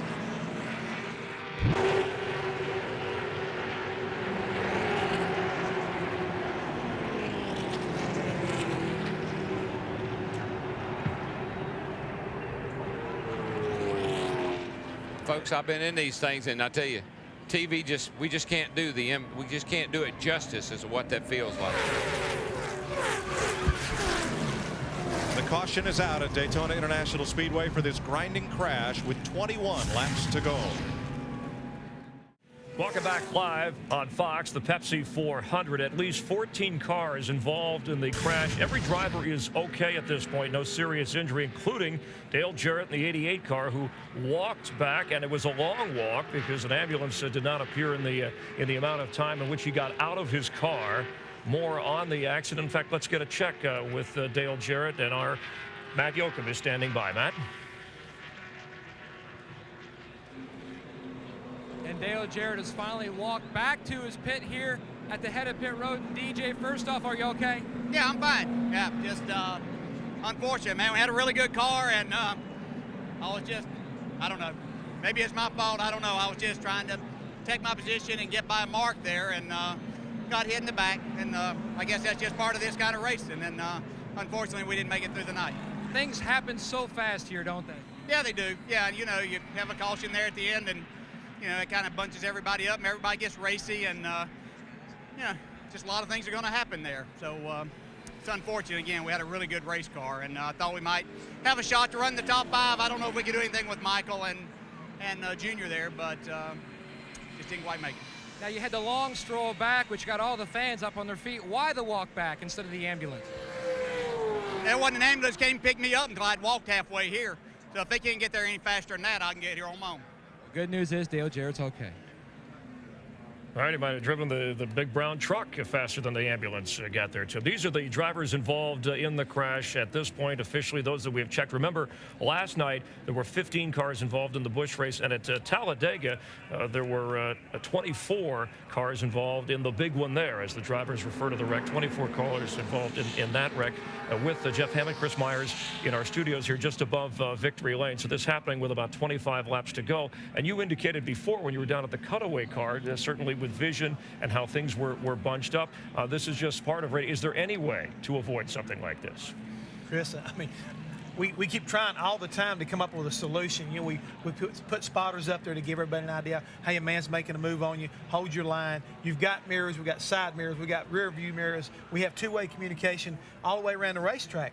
Yet we still have these big ones because these guys, at the end of a race, they're going to get to where they're pushing and shoving and trying to hold their line and to hold that position at all costs. And what happens is when they get together, multi-car accident. We should mention Michael Waltrip and, of course, Dale Earnhardt Jr. still leading in the DEI cars. But real quick, and as Matt was told by Dale Jarrett, he said maybe it was my fault. It looked like the blocking is what caused that. Well, it looked like he was trying to, keep the 99 car, Jeff Burton, making a move on him right there late to try to get position. And we saw all night long the guys out front seem to do much, much better. All right, so the big one has hit. We're about to go green, continuing the finish. You're watching the Pepsi 400 on Fox, and we'll have more from Daytona in just a moment. 17 laps to go in the Pepsi 400. Jeff Burton bumping Dale Jarrett triggered his 15-car crash. We can't talk to Burton because he's one of the drivers that's still in the race as we go back to green. Gordon's up there alongside of Michael. Definitely in the best place he's been in all night to get a lap back. But I tell you, I don't see anybody challenging my brother and Dale Jr. It looks to me like they'll shove each other home first and second. Just depends on which way they want to go.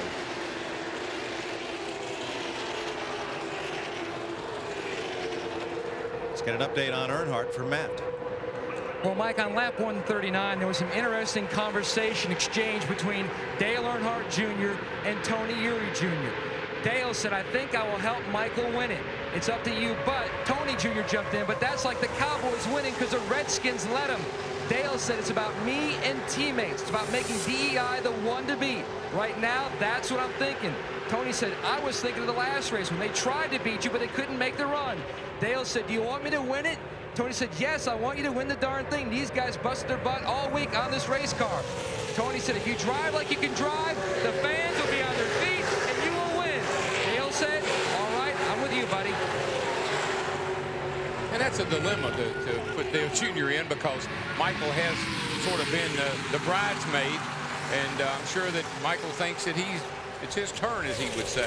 I tell you who's not getting any help, Jeff Gordon in that 24 car. He was second when they came by on the restart. He was kicked all the way back to about the 13th position. He has no help from anybody. I believe the thing that's going to make Dale Jr. either win this race or run second is if he can get somebody to help him.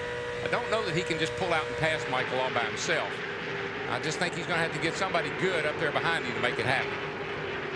Steve Burns is with Steve Park, whose car was taken out in that crash. Mike, let's check in. Steve, are you okay? And tell us what happened. Yeah, I'm fine. Just disappointed, and we're hoping to avoid the big wreck, and sure enough, it happened again. So somebody looked like somebody up front turned Jared around or hit him, or we just got caught up in the melee. So, but we just can't forget it's 4th of July. So even though I'm disappointed with our wreck, I just want to thank all the veterans that are out there and all the guys and the young guys that are across the seas that have given us the opportunity to be free and race these race cars. So, like I said, I'm disappointed for the Pennzoil team, but our thoughts and prayers go out with all the people. Thanks, Steve. All right, thank you. Tony Stewart has taken his car to the garage area. Now what you're going to see here, Mike, if Dale Jr. is trying to win this race, he's going to let Michael get out there in front of him a little bit at times. He's going to let Michael beat him down into turn 1. He's going to let Michael get a little gap, pull out there a little bit, and you'll say, oh, Michael's pulling away. What that does, that gives Dale Jr. and if Rusty can help him, a run, to get a run on him down the back to get a nose under him going into 3. Darrell, you know, we talk a lot about teammates. Well, we have 2 sets of teammates in the top 5, but I just don't know that it can happen here with teammates. We've got Ryan Newman, Rusty Wallace. I mean, when you got that many cars, you've got to look after number 1 yourself. Yeah, I don't think it can help you necessarily, but what you don't want to do is hurt your teammate. Absolutely. I mean, you don't want to put yourself in a position where somebody else would beat both of you. So that's what it's just a tough place to be. Richard Childress used to tell Dale Earnhardt, Mike Skinner, you beat one another if you want to, but don't you help somebody beat my other guy. That's exactly right, and I think that's what they're kind of faced with right here. The hungriest driver in that front pack has to be Rusty Wallace. He's never won a Winston Cup points race at Daytona. He does not yet have a top 5 finish this season. 6th at Atlanta is his best. He and Billy Wilburn believe they have a car that can win. He sits 3rd behind the 2 Earnhardt Incorporated Chevrolet. He's been gaining on Daytona, though, Mike. Last 10 Daytona starts, top 11 finishes in all but one of those races. They've been gaining on it slowly but surely. And you missed a big one by running up front, but so far, he's missed every big wreck they've had. Talladega, Daytona, he's been ahead of it, or gotten through it somehow. And that's big points days, big points paying days. Now, if you believe in Lucky Charms, Dale Earnhardt Jr. is on the cover of this week's Sports Illustrated. They devoted a whole issue to the jinx of being on the cover of that magazine. So if he wins, it will certainly upset that apple cart. It's probably about time. To tell you the truth, I wish I hadn't mentioned it. I had forgotten about that because on the radio show the other morning, they were asking me about that very thing. I said, well, we'll see. And you know what? We'll see. We'll be coming to 10 to go this time. Right now, that top 5 or 6, they look content, but you better look quick. They're not going to be content for long. Yeah. What's going to happen if somebody tries to make a move here, then it's going to really change everything. Because look how many cars are lined up in a row here. 10 to go. Caution. Caution is out. There's debris on the racetrack, putting us under caution with exactly 10 laps to go. Now, where did Gordon go that time? There he is on the bottom right there. There you see it, but I think they took the caution. Yes, they took the caution coming to the line. Yeah, and he knows it now. Above the white line in turn 2 is where debris is reported. NASCAR, this speedway is so vast, they have observers stationed at various positions around the racetrack to make sure that there's nothing on the track that could provide a problem for one of the cars. And in the interest of safety, if there's especially metal debris on the racetrack, they won't hesitate to throw the caution. You see Billy Wilburn, the crew chief for Rusty Wallace, talking to one of the NASCAR officials right there. I think one thing we can pretty much guarantee you, the top cars, top 10, 12, 14 cars, they will stay out. Pitting is over with. We'll be back for the finish of the Pepsi 400 as the screws turn a little tighter here in Daytona Beach. 7 laps to go as they come by under caution, and the restart is waved off this time. That's and funny. now, excuse me, now they are going to give 1 to go. Now we have 23 cars on the lead lap. We're under that 10-lap rule. It will be a what we call a down finger restart. Single file lead lap cars only to the front. No double file restart. The hardest hit in that big crash was Joe Nemechek, and he's just walked out of the care center. Here's Steve. Joe Nemechek just out of the care center. Joe, are you okay? I'm okay. You know, the worst thing, I hurt my foot, got caught up in the pedals and bruised some bones in my feet. But I'm good. You know, I got to say thank God for the Hans. That thing took a heck of a hit. You know, I got turned just right, you know, inches from making it by, and got turned just right, and that thing come back up and hit that wall awful hard. One of the hardest hits I've taken. Thanks, Joe. Glad you're okay. Yes, sir. And Mike and Larry, I think you'll agree, as time goes by, somewhere down the road, people are going to look back and say that Hans device, those safety devices that have been added to the driver, will be the greatest safety inventions that we ever came up with. The Hans is the head and neck support, ties into the helmet that prevents the driver's head from lurching forward in a frontal crash like that one. We've had a lot of hard crashes this year, and the only injury we've had in Winston Cup, severe injury in Winston Cup or Busch, really is Jeff Purvis up at Nazareth, and I don't think, you know, the head neck restraint device had nothing to do with that. Darrell, where do you want to be on this restart? We're going to have 6 laps to race. I want to be in that car right there, and I want to be right where it is. Michael Waltrip leading his DEI, Dale Earnhardt Incorporated teammate, Earnhardt Jr. Rusty Wallace in a Ford. Right behind Junior. Rusty has never won a Cup race at Daytona. Dale Jr. has preached teamwork, teamwork, teamwork. DEI, what's good for DEI? And if you're going to preach that, you got to practice it. Fourth is Sterling Marlin, the point leader. Fifth, the rookie Wallace's teammate, Ryan Newman. Then Mark Martin, Jimmy Spencer's Dodge that squeaked through that crash. Jerry Mayfield, Bill Elliott, and Todd Bodine, the top 10. Here we come. If you're going to do it, you got to do it now on this restart. You got to do it right now.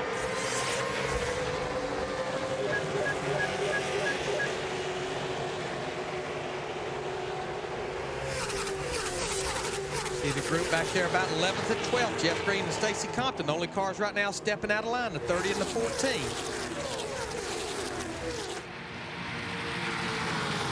Rusty had some help now. He's in a good spot to get a big strong run off of turn 2, but he's sitting in it. He's kind of in the cradle right there. He's got nobody to help him. But here comes Newman up with Wallace trying to help. Matt?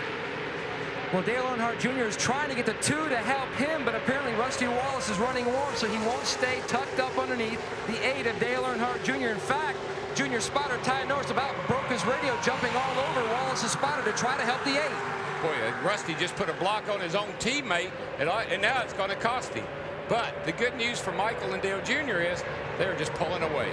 They stack up behind as Marlin has the inside. Mark Martin clawing for track position, and Mayfield on the outside in that red Dodge. Well, the trouble is these 2 cars right here, I mean, they don't want to work together. They may be teammates, but somebody needs to tell them. Yeah, I mean, as long as they run side by side, I don't think that gives no one to Dale Earnhardt Jr. to help go around Michael, but it's the greatest thing that can happen for those 2 guys up front.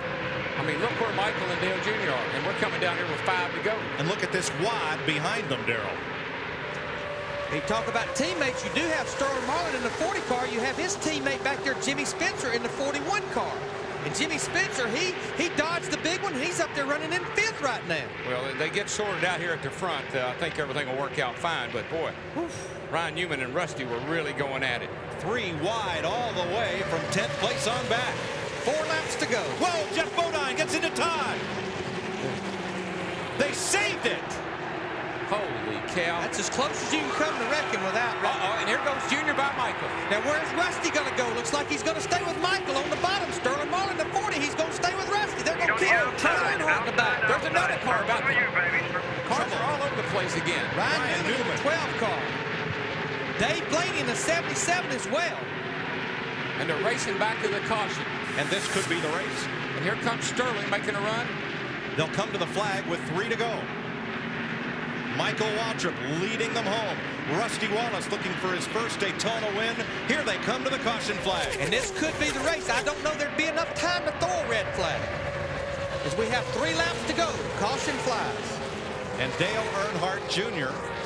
comes across in 6th outside of Mark Martin. Boy, that was some that was some That's a shame. Dave Blaney had a great car all night long. Well, they almost wrecked them all going down into turn 1. Got over into turn 2 over there. A car spun and collected these other cars. It was Ryan Newman, the rookie, who went sideways in the backstretch. And there the track crews are talking to Ryan, trying to help him out. Like you said, Mike, there's no way we can stop this race. You'd have to stop it right now, and there's no way to do that. Jeff Green. Based on what I've seen, I would be ill-advised if they did. There's Newman out of the car, taking off the support, the Hutchins device. We are hearing that they will not throw a red flag. They'll be coming to 2 to go, so this race is going to end under caution, it looks like. And NASCAR's policy on red flags is they will only red flag the race if they have enough laps to clean up the incident, get the race restarted, and in this case, they do not. You almost have to have about 4 or more to go before you can do that. I'm not going to say anything, because we still got a couple laps to go here. It's never over till it's over. But once Dale Earnhardt Jr. got up alongside Michael Waltrip and Rusty Wallace dropped underneath, the game was afoot. The first save was Todd and Jeff Bodine, the 2 brothers right there. There they go. Now it looks like they're going to wreck here. They save it. That's Newman outside them, I believe. Come down into. I think Daryl, like Ryan Newman had a tire smoke, and I believe he had a tire go down There's right a good there. shot. I think that here you go. They get into it right there. That's going to cut down a tire, I guarantee you, left rear tire. They go off in the corner. You're going to see a little smoke here now, I believe. See yep, there it is. There it is. A left side tire going down. That thing's going to blow the left rear tire, and it's going to spin off the corner over here. There it goes. Caught the side of the 21. There went the 29. Oh, that 19 just squeezed through. There's a lot of cars that just squeezed by right there. Of course, Dave Blaney, the 77's one that did not. And you can see that the left rear tire is down and off the wheel. That's what made him come around right there. He gets into the side of Elliott Sadler, the 21. Looks like, you see, the tire lets go completely right here, and it comes around then.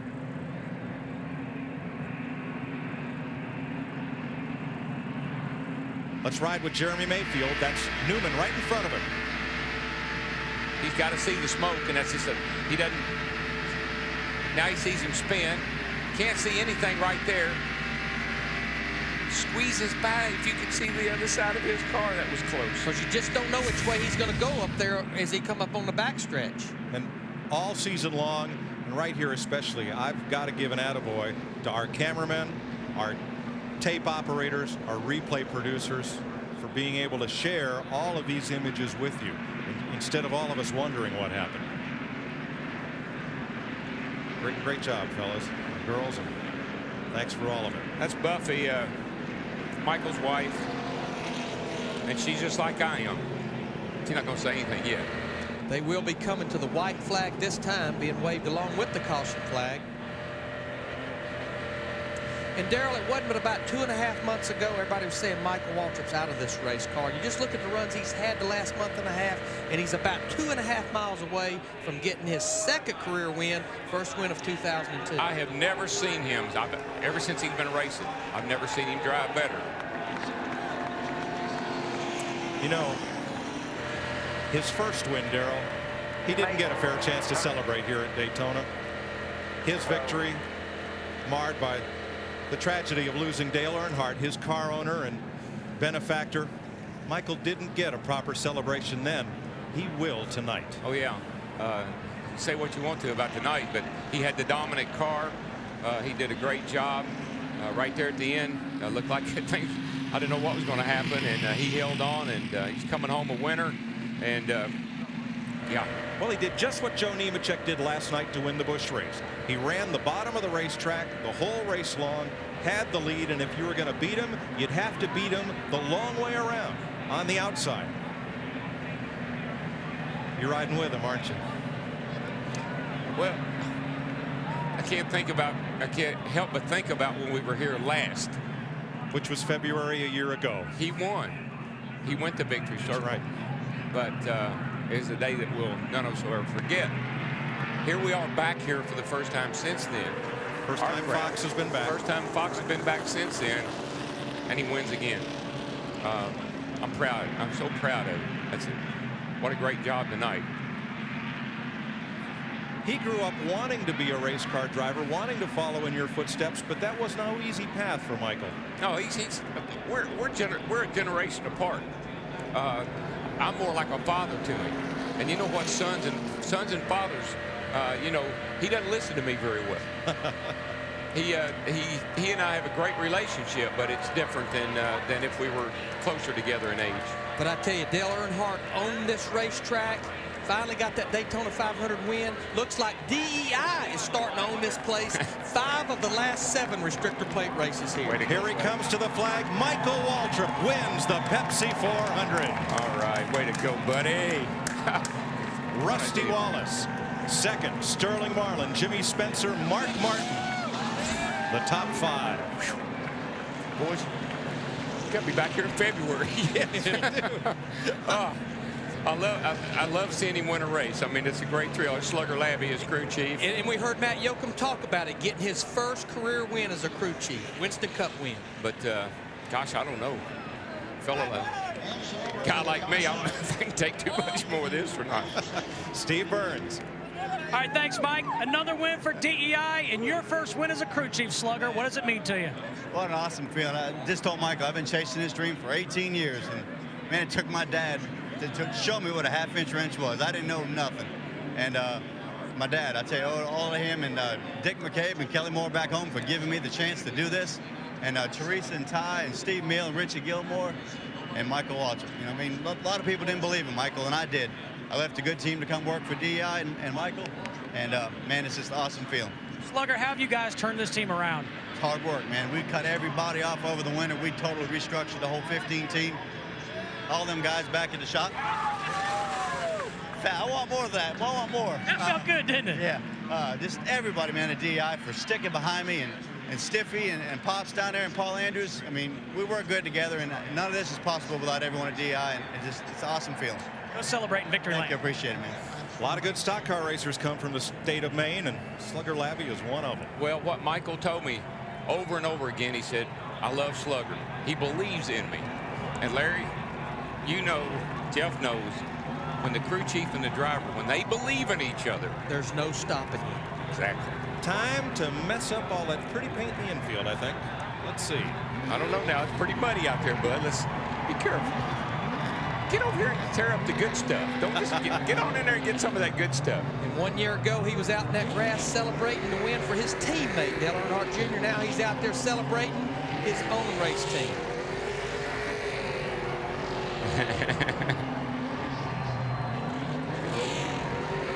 I guess he's going to watch out now. Don't get stuck in there, Mike. No, We've got a lot of rain here. Yeah. Get that thing out of there. Go on Victor Circle. Well, that's a long way to victory lane. Hello. Oh, man. It's the second career points victory for Michael Waltrip, who also won the non-points Winston All-Star race. And we will talk to him in victory lane. We're the only brothers that's won the Daytona 500 and the Winston, but now he's done something I never did. I never won this race.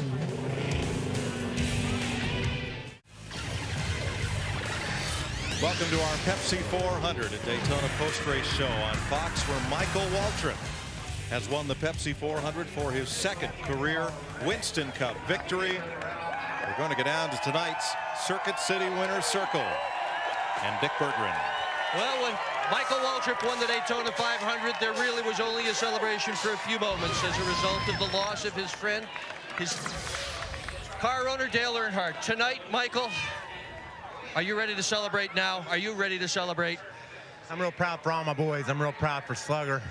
He just worked on this car till he made sure it was faster than everybody else's. And, man, we won the race. We fended off a challenge from our teammates, so nobody can say we just held formation. Napa Auto Parts, Ritz Crackers, Klausner Furniture. I told you, this car fits like an old pair of Nike tennis shoes. I just love to squeeze down in it and drive. It makes me feel like I'm a champion when I'm in it. And what a great night. It handled perfectly. We're going to party. We're going to celebrate. We're going to miss you guys. Leaving, you are so much fun. Daryl, I love you, buddy. And the job y'all do is just unmatched. Thank you for bringing our sport to the fans the way you do. And, you know, when we're done celebrating and having fun, I gotta go to bed tonight knowing I made a mistake and wrecked a guy. And that's not cool. But this is real hard to do without making a mistake. That's why you see all these crashes. Toward the end, with all the caution flags, Michael, were you concerned that somebody was going to blow by you and take this away? Very much. You know, the restarts are the best place to pass, especially when you got a car as fast. The key to my car, it was really fast, as you could tell, but it would handle. And I could just hook the bottom and go. And with that combination and this rules package, there just wasn't any dealing with me. You know, we were on the gas. Mama, back home, I love you. Teresa, coming to see you tomorrow. Proud to put your car in victory lane for you.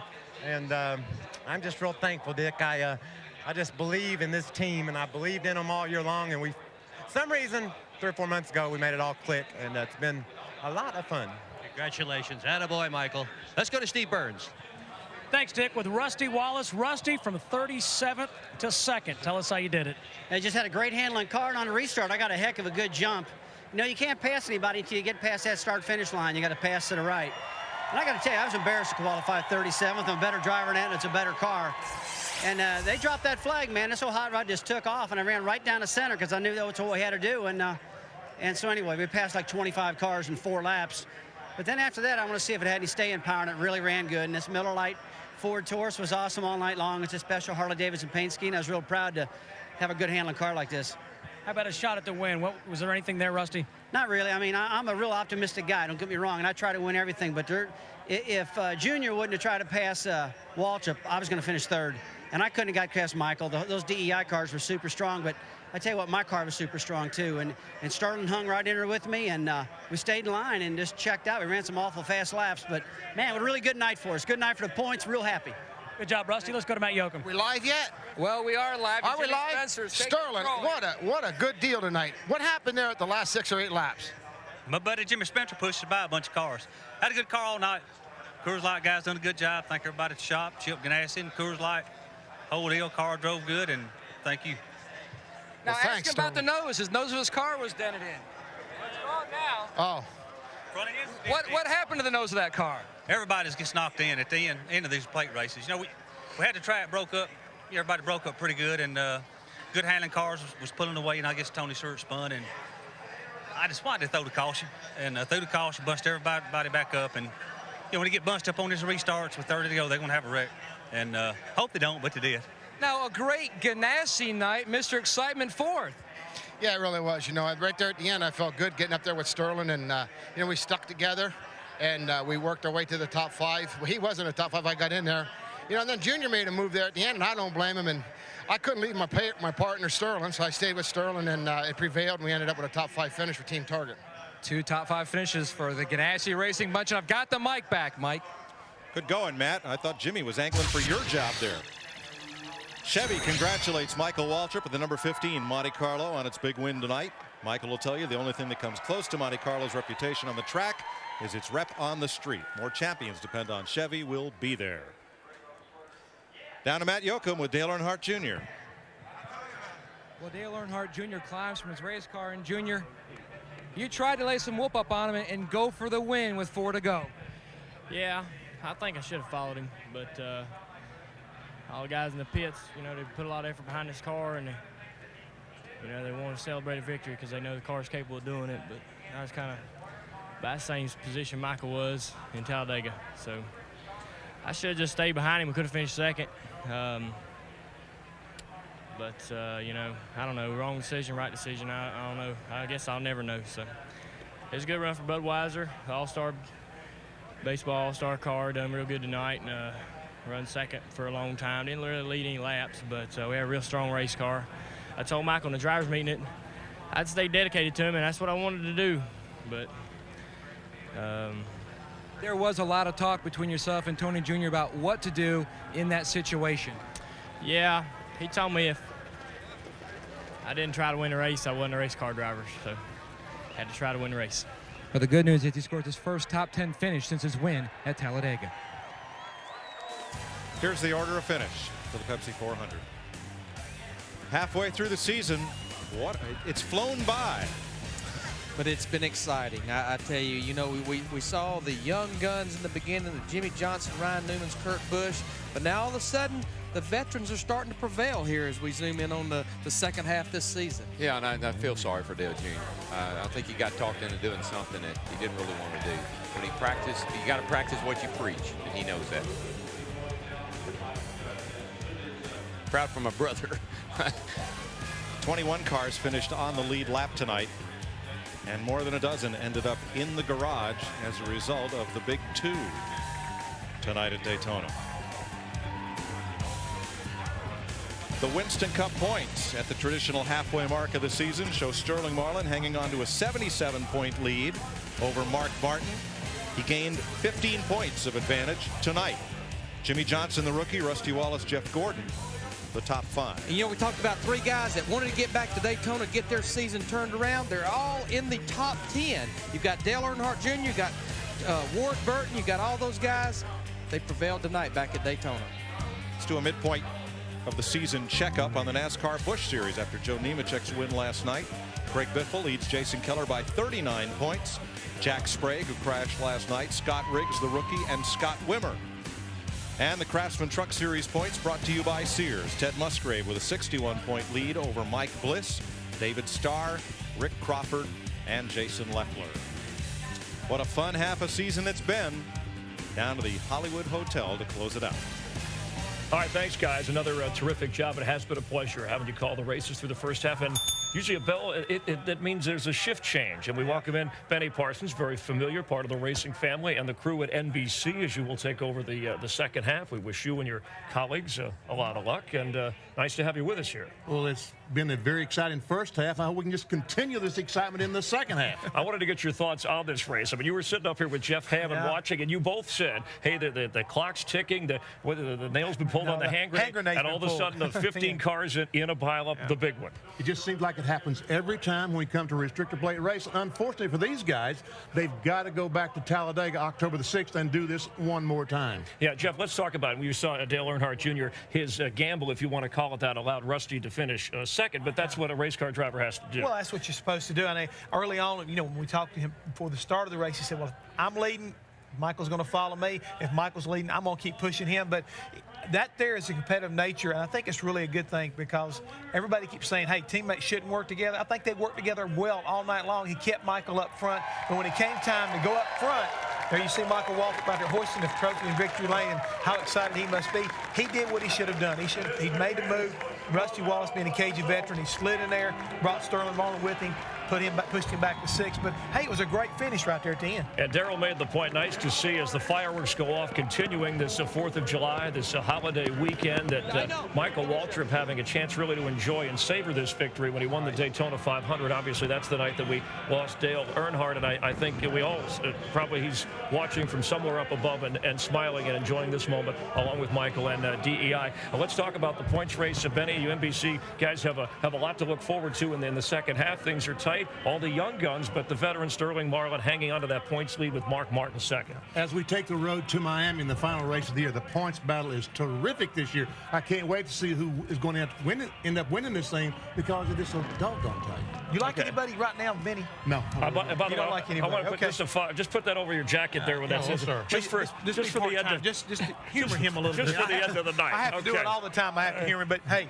All right, and I've enjoyed Jeff working with you here. I have had a great time. All right, and Betty, a pleasure. Good luck in the second half with all the NBC guys. Yeah, great job, guys. Another great season at NASCAR. As we wrap things up from Daytona, UPS, the official delivery company of NASCAR, delivering a chance to win 4 tickets to the 2003 Daytona 500 on Fox. Who knows? Michael Waltrip may win it again.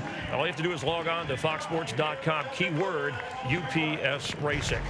First half of the NASCAR season highlighted by Generation X drivers and the savvy veterans. Rookie Jimmy Johnson won twice. 23-year-old Kurt Busch drove to victory lane. But the familiar faces behind the wheel, they were the ones at the top of the points heap. Sterling Marlin, Mark Martin, Ed Wins, Dale Jarrett, and Ricky Rudd, all in the 40-something crowd. And as we wind up our coverage, we thank the drivers and the crews of NASCAR for a terrific ride. Our production crew, over 150 people, they work long hours each week to bring you the best from the racetrack. We especially thank the racing fans for their loyal support and for putting up with our sense of humor. Good luck to NBC. NASCAR on Fox returns February here in Daytona. I'm Chris Myers. Thanks for watching.